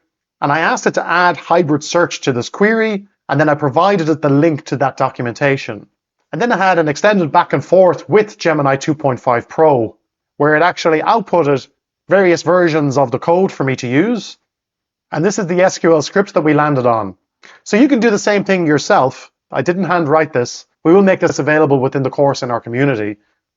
So if I copy this out, then if I go to the SQL editor and just delete what's there and paste it in and click run, you should get a success, no rows returned. And if you click on the database, you should then see your additional table. Here I've called it documents v2, so that I'm not replacing the vector store I've already created earlier in the course. And let's also duplicate our record manager so that this can be our hybrid search system, whereas what we built to date is just our pure vector search system. So if I just open up the record manager, you click definition on the bottom right, then you can open that in SQL, and we'll just say create table public.recordmanager underscore v2, and we'll just click run. And under constraint as well, you need to put in underscore v2 and then click run, and you should get a success. So now if we go back to our database, there's our additional table. Great, so we have our version 2 record manager and document store, along with what we've already built to date. And the only difference now in this new document store is we have this FTS field, which is our full text search field. And you can see the type is TS vector. So back to the documentation then, we have our table now created. Next up, we need to create indexes on those fields so that we get a really fast response back. Now I think that was already done in the script that Gemini wrote. So if we come back into Supabase, I'm in database here, but if I click on indexes on the left, yeah, you can see full text search index, embeddings index. So that's effectively what was set up there. So we can now move on to the next section. Next, we need to create a function that actually carries out this hybrid search. So this function is very similar to the match documents function that we were using earlier that was in that quick start template. The only real difference is that we're passing the actual query because that's what's going to be used by the full text search to actually find exact matches. And then there are other optional parameters that can be changed around the ranking fusion process, but we'll leave all of that as the default values that you see there.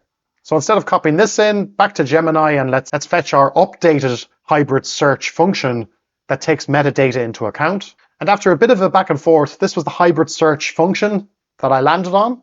This one includes visibility on the scores from both the keyword search and the vector search so that I'm able to sanity check that the system is working. So I'll copy that out into the SQL editor, and then you paste in the function and you click run, then you get a success. And then you can scroll down, and this is my function, hybrid search v2 with details. So that's now a database function sitting in Supabase, but we need a way to actually hit it from n8n. So we need to wrap this in an API, and we do that using an edge function. So back to the documentation, and it gives example code for an edge function. So I brought that into Gemini, and I had a back and forth on it to take account of the metadata, but also to update, for example, the dimensions, because we're using a different embeddings model. And while Gemini did produce example code for this edge function, I did run into a number of errors when I actually ran it. And I found much more joy in actually just going to edge functions in Supabase, and then from the drop-down, click on Via AI Assistant, and then you can essentially just ask this AI assistant to create an edge function for you. And that's what I did here. And that AI assistant created this hybrid search v2 edge function with this data, and it's hitting the database function here. So there is a difference between edge functions and database functions. Database functions run within the database to carry out operations, whereas edge functions are deployed in the cloud to the edge, and they allow the one-off running of code. So this function acts as a secure gateway into your Supabase account. And if you click on details, then you get your endpoint URL that you can hit, and it even provides an example curl that you can send. So while this part of it is actually accurate, the data isn't, because we have defined that in the function itself. But Gemini was able to provide an example request body that I could send into the function. So we have everything we need now to start building this in n8n. I'd encourage you to go through that process of having that back and forth with the AI. If you're not a developer, you definitely can vibe code this like I did today. So I would encourage you to go through that process. But if you would like to get access to the code files that I use in this, they are available in the RAG course within our community. So let's copy out this endpoint. We'll come back into n8n. And then if we click on plus, we're going to use the HTTP request node. And actually, we can just copy in the curl that it sent us here. So we'll grab that. You can import the curl. So it's pre-populated the URL, as well as our bearer token. Now that, of course, could be saved within the authentication section of n8n. I'll leave it there for the moment. And then this is the area that needs a little bit of work. So we need to remove this using fields below, because this is not the format for this function. So we'll click using JSON. If we come into Gemini, this is the format that it's actually expecting. So we'll copy that out, and let's drop that in here. And there are a few changes we need to make. So obviously we need to now drop in the actual array of vectors. So we do need to embed our query. So we'll leave that for a second and move it out of the way. We now need to hit OpenAI's vector embedding service. And if you click on OpenAI, n8n doesn't have a standalone embedding endpoint. It's only available as part of the vector store that you see here. So we will need to hit this directly. And this is the endpoint that we need to hit. So vector embeddings. So it's the same story as before. Let's just copy out the curl that you see there. And we'll create another HTTP node. Click import curl. And now we can drop that in. So we're hitting our embeddings endpoint on OpenAI. It is looking for a bearer key. We definitely have this set up here though. So if we just turn off the headers, and then in authentication, click on predefined credential type, and then just type in OpenAI, and it's that account there. And then within the body parameters, you can see this is the text string that will be embedded, and that's the model that will be used. So if we click test step just on this one alone, and it worked. So these are the vector embeddings for this text. So we need to delete this out now and drag in the query field that we set at the start of this workflow. And that's what will be sent in from the AI agent. So what is the plank assembly, as you can see there? And if you test that, this is the vector representation of that question. What is the plank assembly? And this is what we'll be sending to our vector store to get semantically relevant results back. So let's rename this generate embedding from query. And here, this is our trigger hybrid search. And if you come down into here, let's just open this up in a pop-up. We can see now we have query embedding. So if you delete out the numbers that you see there, we can now just drop in our array. And there you go. So that's our full array. And because this is a hybrid search, we also need to pass in the query, because that's what's going to be used for the full text search. So you can get rid of this search query text and then drag in the query there. Brilliant. So we'll be sending in what is the plank assembly, and that'll go to the full text search. We'll be sending in the embedding, that'll go to the vector search. They will both produce 5 matches based on similarity, and then both of those lists will be fused together using that reciprocal rank fusion process. And then for filter, these are the metadata filters. So what did we have? It was motorsport category, And actually, let's add that as a field now that can be sent in by the AI agent. So you could have motorsport category, and the AI would need to provide an option for that. Or as I mentioned, it could be department, it could be author, content type. It also doesn't need to be a single string for each metadata item. You could have this as an array, and then the AI agent passes you the array to filter your results collection in the vector store. So yeah, let's leave this as string for the moment. And if we go back to our AI agents, let's just drag back in our prep metadata, because we've made an effort in Supabase now to align the actual functions to work with metadata, so we may as well use it. So we'll drag that in there and we'll save. Okay. And back to our trigger hybrid search. Let's now add in our motorsport category variable. So remove value, and it hasn't updated there actually because it's pinned, of course. So if we unpin and let's just run that, we'll get 2 nulls, and now we can add test data. So what is the blank? And for motorsport category, we'll just add in F1 and save that, and that's now pinned. Okay, so we're at a point where we can test this. So let's click test workflow. We have generated our embedding, as you see there. And if we click on the hybrid search, now it is saying no output data returned, which makes sense because the database is empty. Now it is always worth selecting this always output data, because the actual workflow would just die at that point. Whereas I always feel you're better off handling a scenario where no output data was returned. So we'll save that, run it again, and now you can see you're getting an empty array. So that's perfect. Let's delete this. And what we'll do is now if we go into our database, we have nothing in our version 2 documents and we have nothing in our record manager. So let's now actually ingest some documents and let's test this out. So if we go up to our RAG data ingestion section up here, there's a few changes we need to make. So for search record manager, we need to target our new table. So that's version 2. And then we'll be creating the row in that table, as well as updating the row in that table. And for this delete previous vectors, we'll be targeting our version 2 documents table, which is our vector table, as well as here in the vector store, we need to set our new table. And let's drop a document into our folder, and we'll come back in here and let's test the workflow now. And that should now ingest that document into our new tables. And there we go, the record manager is up to date and our vectors have started to be created. And now you can see the full text search vectors. So this is really interesting. Previously, it was just these dense vectors that we had in this embeddings column, whereas now we're getting these sparse vectors here. And if you copy one out and open it up, you can see what it looks like. So you have the keywords that are in the chunk.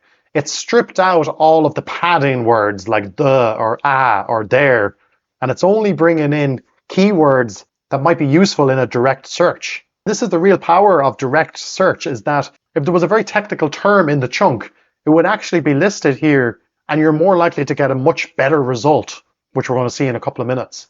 So now with that document uploaded, let's unpin this and then let's ask a question. And then, yeah, let's see, what should we ask it? Let me open up the document. So we've got this term here, PUTB with no ignition. Really specific term. Let's try this one. So let's just put that into the chat, PUTB with no ignition. So it goes to the agent, which goes to the vector store. And we're actually getting back, sorry, I don't know. So let's dive in and see what's going on. So if we double click the vector store, yeah, we're definitely not getting anything. We're not passing the metadata, we're just passing the query. So let's go back into this, and you'll see this warning sign that the workflow inputs need to be refreshed. So if we click on that, now there we go. So now that we have a field that we can populate, let's pick it up from our mapping, and we can drag in that motorsport category variable. Excellent.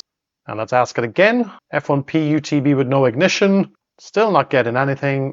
And that's because we didn't actually set it here as well. And we just need to drag in that motorsport category filter into here. That is that one there. So I think probably having the AI agent dynamically building out this entire data structure probably makes more sense than doing it parameter by parameter. But that's probably fine for the moment. So last test, hopefully it works at this point. Excellent, we now have results. So let's have a look at it. PUTB with no ignition. It talks about occupancy hours and operation hours. But more importantly, let's dive into the chunks that we received so that we can actually see the scores from the vector search as well as the keyword search. So you can see the text of the chunk. And if you scroll down, here we're getting vector scores and keyword scores. Now they're not really comparable. That looks like a lot lower than that, but they're completely different algorithms. But this is what's important, which is vector rank versus keyword rank. And interestingly, this chunk was returned 4th highest by the semantic search, but it was actually the top chunk from the keyword search. And then when those ranks were fused, it received a final score of 0.038. Then if you look at the next chunk, this was the top vector result, but it didn't even appear in the top 5 of the keyword results. So when those ranks were fused, it got a 0.019.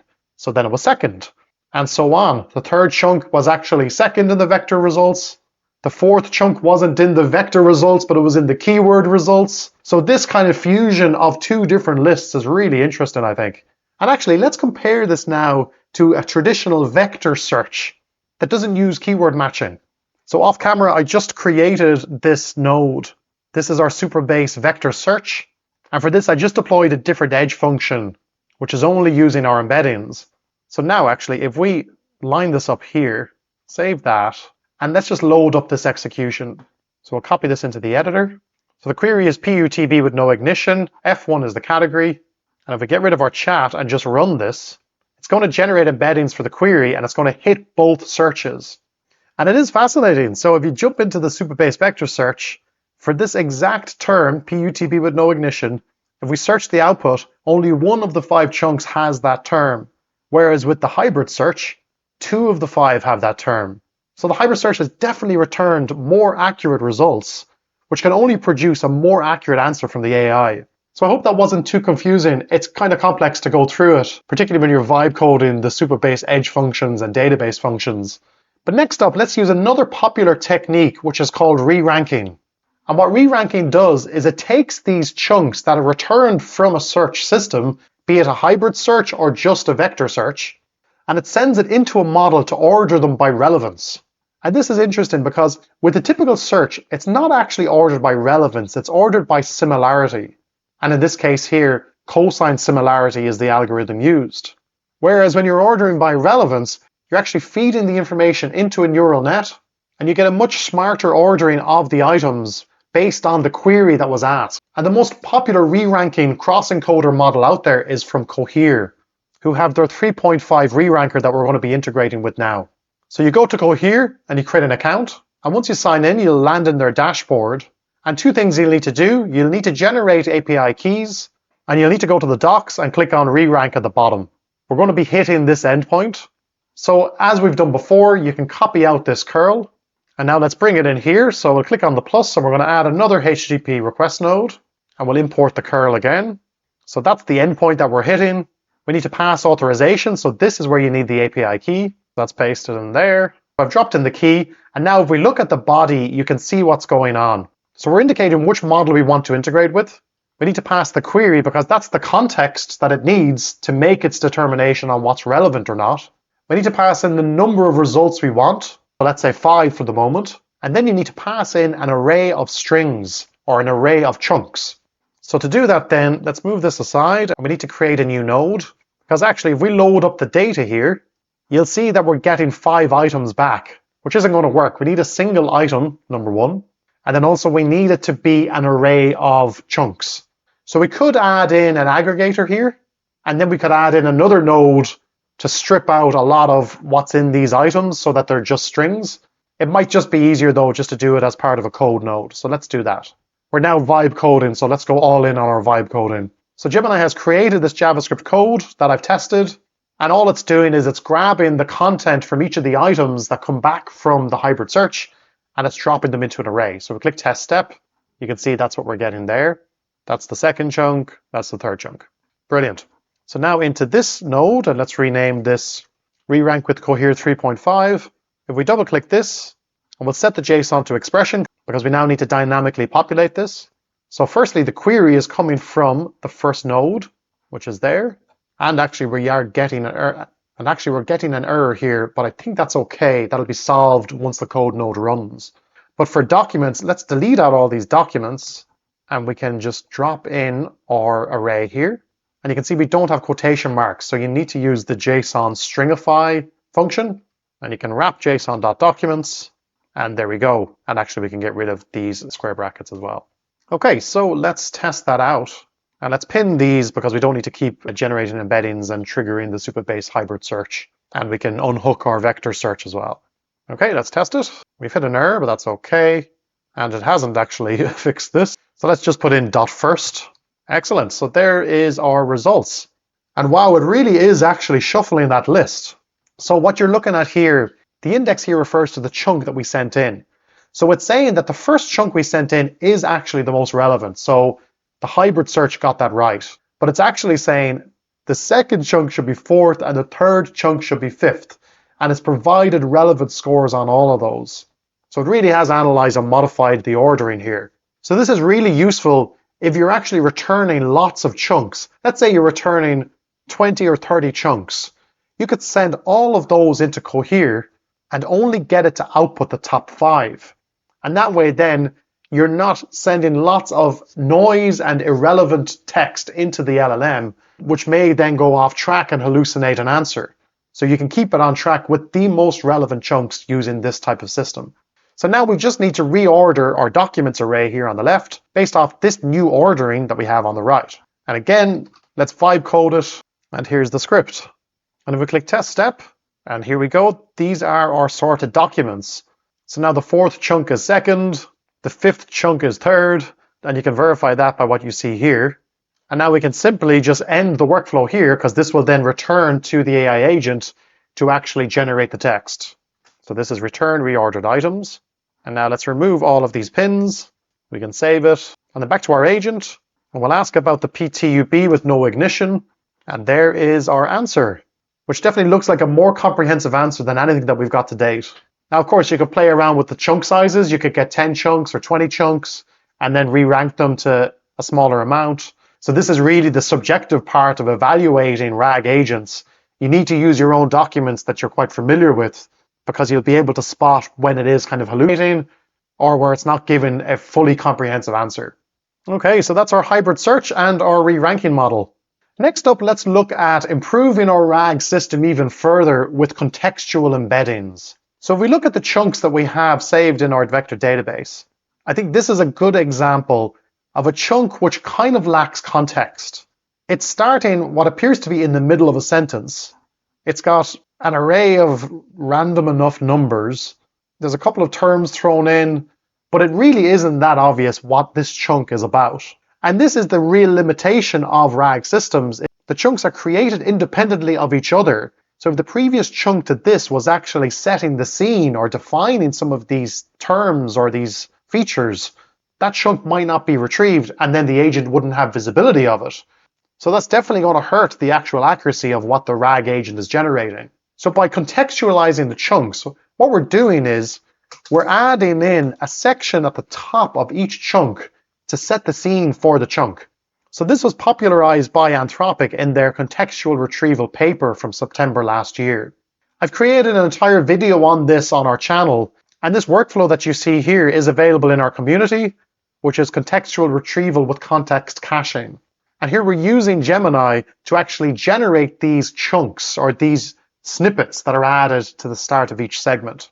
I've also created a workflow and a video on cache augmented generation or prompt caching, because these two concepts go hand in hand. You're going to the LLM for every single chunk and you're providing the entire document every single time. And that way it can situate the chunk within the document. The problem with that is it's really expensive and it's slow. And LLM providers know that, which is why they've brought out prompt caching. And prompt caching is a lot cheaper, which makes contextual retrieval more affordable for users. So when looking at our RAG ingestion pipeline, the area that we're going to need to change is down here, where we're setting up the text for embedding and sending it into the Supabase vector store. And similar to re-ranking and hybrid search, n8n doesn't have any contextual retrieval nodes we can use, so we need to build up the constituent parts. And for this, we'll use OpenAI's prompt caching. Of the three main providers, OpenAI's prompt caching is the easiest to actually use. The problem with it is there's only a 50% saving on tokens in cache, whereas with Gemini it's 75%, and with Anthropic it's upwards of 90%. So let's make some space. We have our text for embedding here, which is essentially what we're getting from this node. So what we need to do is we need to chunk this manually. Because if you click on plus, and if you go to AI, and then other AI nodes, you'll see that there are text splitters. But these text splitters only work as subnodes of a main vector store, as you can see there. So they actually have to be joined like that. So that's not going to work for this use case. So if we create a code node, again, I've got AI to generate a chunking script for me, which you can see here. So this is a recursive character text splitter. It's chunking based on a size of 1,000 characters with an overlap at the start of 200. And then we've set separators and boundaries. So this should now take our text and provide the chunks the same as what's actually happening here. So let's rename this chunking, and let's drop a file into the folder here so we can test our chunker. Now that's uploaded, and let's click test workflow. And then what we'll do is let's actually just pin all of this data, or pin as much of it as possible. If we test that again now, it should flow through it all, which it does, and we are hitting this node. Excellent. Oh yeah, we have the wrong reference to the text here. So that is content. And if we test it again, yes, so that has worked, and we're getting 611 items. So actually, that's quite a large document to be testing with. Let's get a different document up and running. Yeah, this one is 16 pages. That'll be better. Now I'll just need to unpin and repin everything. Yeah, that's better. 58 chunks. So that's a bit more manageable. So let's move all of this along. And now with these chunks, we now need to loop through them to generate embeddings. So we're going to use a loop over items. And the other thing is we don't need to do this in batches of one chunk at a time. This very much depends on what rate limits you have with your LLM provider. I'll set this at 10 for the moment. So there's my loop. And let's name this loop over chunks. And now what we can do is we can go to OpenAI and we can use the message and model option. And we can choose a model to use here. Now we're going to be hammering this API. Every single time a chunk needs to be processed, we're going to be sending a trigger to this LLM. So I wouldn't use anything too expensive. So maybe 4.1 mini, maybe 4.1 nano. Let's try mini for the moment. And if we go to Anthropic's contextual retrieval document, they actually include the prompt to be used in this. And this is it here. So let's copy out this prompt and we'll drag it in here. And let's just set it as an expression because we are going to be loading dynamic variables. And we have undefined. And where it says whole document, you can delete that and just drag in the content of the entire document. That's that there. And then for the chunk, you can drag in the text from the loop. Now we actually need to execute previous nodes to see that. So we'll just delete that for a second. Okay, so let's run this now, just so that we can load up the data into memory. And we can stop it straight away. Now, so we have our chunk at the loop, so we can drag it in there. And if we zoom in, let's have a look at what we're saying here. So first of all, we're passing the entire document. And then we're saying, here is the chunk we want to situate within the whole document. And we pass the chunk. And then we're saying, please give a short, succinct context to situate this chunk within the document for the purposes of improving search retrieval of the chunk. Okay. And let me just check the rate limits. So 4.1 mini has a 10 million tokens per minute limit, which we could hit. So that's something to look at. We're not going to probably send 10,000 requests per minute, but definitely the token limit we may hit. So that's something that we'll just need to be conscious of. I suppose it depends how fast this returns as well. And maybe for the moment, let's even just set the loop size to 1, just to get this up and running with a single chunk. And then we can increase the batches and increase the scale. So we'll test it out again, and it's finished. We haven't looped it back, so it's just ended there. And if we double click, now you can see this chunk contains the title page, publication, table of contents for the 2026 Formula 1 Power Unit Sporting Regulations. Excellent. So let's rename this one Generate Chunk Description. And now what we can do is just line up the text that can then go to the vector store. So we do edit fields, and that's essentially what we've done here with setup text for embedding. But this is actually setup chunk for embedding. So we'll call it content. And here what we're doing is, if we set the value as an expression, we're firstly going to provide the chunk description, and then we can provide the chunk. And then that's what's going to be embedded for this chunk, and it's grounding and situating the chunk within the context of the document. So then that can go to Supabase's vector store. For a default data loader, we could just set a really high chunk size. This will be 1,000. There's only a single chunk, but this is a required node. You can't just delete it. So we'll just set this to 100,000. Okay. We're going to use the same embedding model. That's fine. And then after that chunk has been embedded and upserted to the vector store, we can then go and process the next chunk. So we'll drag it back to the loop there. And then this replace me branch, let's get rid of that. And then when all of the chunks have their descriptions created and have been upserted to the vector store, we can then drag this down here, to continue to the next file. Okay, so I think we are ready to test this out. So let's just make sure the actual loop works correctly. That looks good, yeah. It's just incrementing one by one. We can stop that. And actually, out of interest, what's the size of the tokens that we're sending here? Do we have any logs or any information on that? I'll need to dive deeper into the monitoring to actually figure that out. Because when I built this out before, we needed to actually build out a wait function to get around some of these rate limits. Anyway, let's scale this up now and let's go to batch size, let's say 10. So now it's hitting that 4.1 mini API 10 times per loop. So you can see why you can get rate limited with this approach, particularly because we're hitting an n8n. It's not an embedding model like it is here, but that was fine there. And an approach here actually is to just set retry on fail and actually provide a high enough wait. So the max is 5 seconds and the maximum amount of times you can try is 5. So we'll set it as that. Now we have 58 chunks in this document, so we're halfway through already. Contextual retrieval and the generation of these blurbs or these descriptions really slows down the actual ingestion process, as you can see here. Now, if we were using GPT 4.1 Nano, it might be faster and we might end up with the same results or the same quality. So you could play around with that and test it and see what works and what doesn't work. Okay, so it's finished processing that document. So if we just go into this now, and if you scroll down to the usage, you can see the prompt token details. So this inference to 4.1 mini took 10,000 tokens, of which the vast majority of them were cached. But this is where the 10 million token limit per minute kicks in, because with that size document, if you trigger that 1,000 times, let's say in a minute, you would hit the max, which you might struggle with in this flow. But if that document was 10 times bigger, you would only need to trigger it 100 times to actually hit the limit, which is definitely possible in this loop. So that is something that would need to be designed around maybe some sort of counter of tokens. And once you hit that 10 million tokens within a certain time frame, you pause for a period of time. And that way you'll be able to make it a lot more resilient. And now if we jump into our vector database, and if you have a look now at the chunks, it's really interesting. So every single chunk has this blurb at the start. This chunk is from Article 4.2.2 of Appendix 1 in the Power Unit Regulations.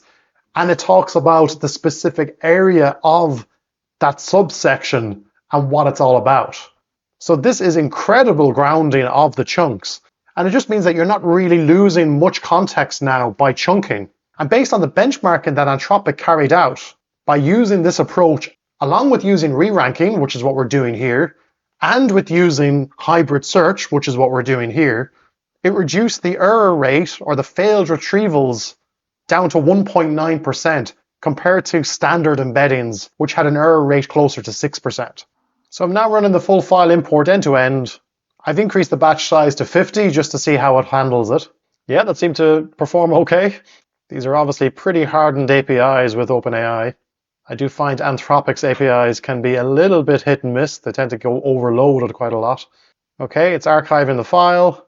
There's only one file to import. And if we come into our vector store, we have our 58 chunks. We have our document with its hash. And it has archived the file. And that file is upserted. Brilliant. There are other advanced RAG techniques that you can use to either improve the ingestion process or the retrieval process. I've covered a lot of these on our channel, so I won't go into much detail on this course, but I do recommend that you check these out if you're looking to dive deeper into any specific technique. For example, in this video here, I go through Agentic RAG in detail. And the use case I walk through in that video is our Agentic RAG blogging system that we have available in our community. And a key part of that blogging system is the role of the researcher. And this Agentic RAG system that's powered by Claude 3.7 Sonnet with thinking mode enabled, so it's a reasoning model. It has a pinecone vector store with a number of different namespaces. It has structured data sets on NoCodeDB, as well as external grounding with Perplexity and with Gina. It's quite incredible how this Agentic RAG system is able to use its internal reasoning to actually rewrite and expand on queries sent into a vector store, as well as analyzing and making decisions on the data that comes back from those vector stores to decide what to do next. You can limit the recursion at the RAG level here. Max iterations is a setting, and it's set to 20 there, but that could be set much higher if needed. So I definitely encourage you to check out that agentic RAG system, and that's that video here. Another interesting pattern with RAG is cache augmented generation. I have a full video on that here as well. And within this blueprint that I walked through in that video, I build out cache augmented generation with Gemini, Anthropic, and OpenAI. And what you saw today with the contextual retrieval system we built, that was using CAG with OpenAI, which is prompt caching. However, with Gemini, it's done very differently. You actually upload your file to Google Cloud, and they give you a cache ID that you then pass in with every request. So you're not actually uploading the file every time, you're just passing in the ID. So it's quite a nice system. And because they have very large context models, it can be quite useful if you have a lot of data that you need to go through. And then Anthropic's version is a little bit different as well. Using cache augmented generation with Anthropic requires you to actually specify a cache control parameter for each prompt that you send in. That way you can actually cache system prompts or grounding documents that you might include. So I think this technique will only become more popular as the context window length of models increases and the costs of inference come down. And finally, another advanced technique I've gone through on this channel is late chunking, which you can watch in this video here. So late chunking is a strategy that was introduced by Gina.ai. And the whole purpose of late chunking is that instead of chunking the document independently before you create the embeddings, with late chunking, you actually embed the entire document up front and then you chunk it. So it's a really interesting paradigm shift. And that's what this flow does. It creates an embedding of the entire thing, and then it splits it all up and it upserts it to quadrants vector store, as you can see there. Similar to Anthropic, Gina have created benchmarks to see how much of an improvement you get with this technique. And what they found is, as the document length grows and grows, the improvement dramatically increases, because obviously with longer documents, there's more context to lose. There are just so many techniques that you can use to improve the output of a RAG system. I wasn't able to go through every one in this course, but I will be diving deeper into individual techniques on our channel in future. So make sure to subscribe to the channel to get notified when I publish those videos. I hope you enjoyed this course and you learned a thing or two about RAG and how it works in n8n. If you'd like to get access to any of these blueprints, they're all available in our community, the AI Automators. And make sure to give the video a like and subscribe to our channel. It really helps us out. Thanks so much for watching, and I'll see you in the next one.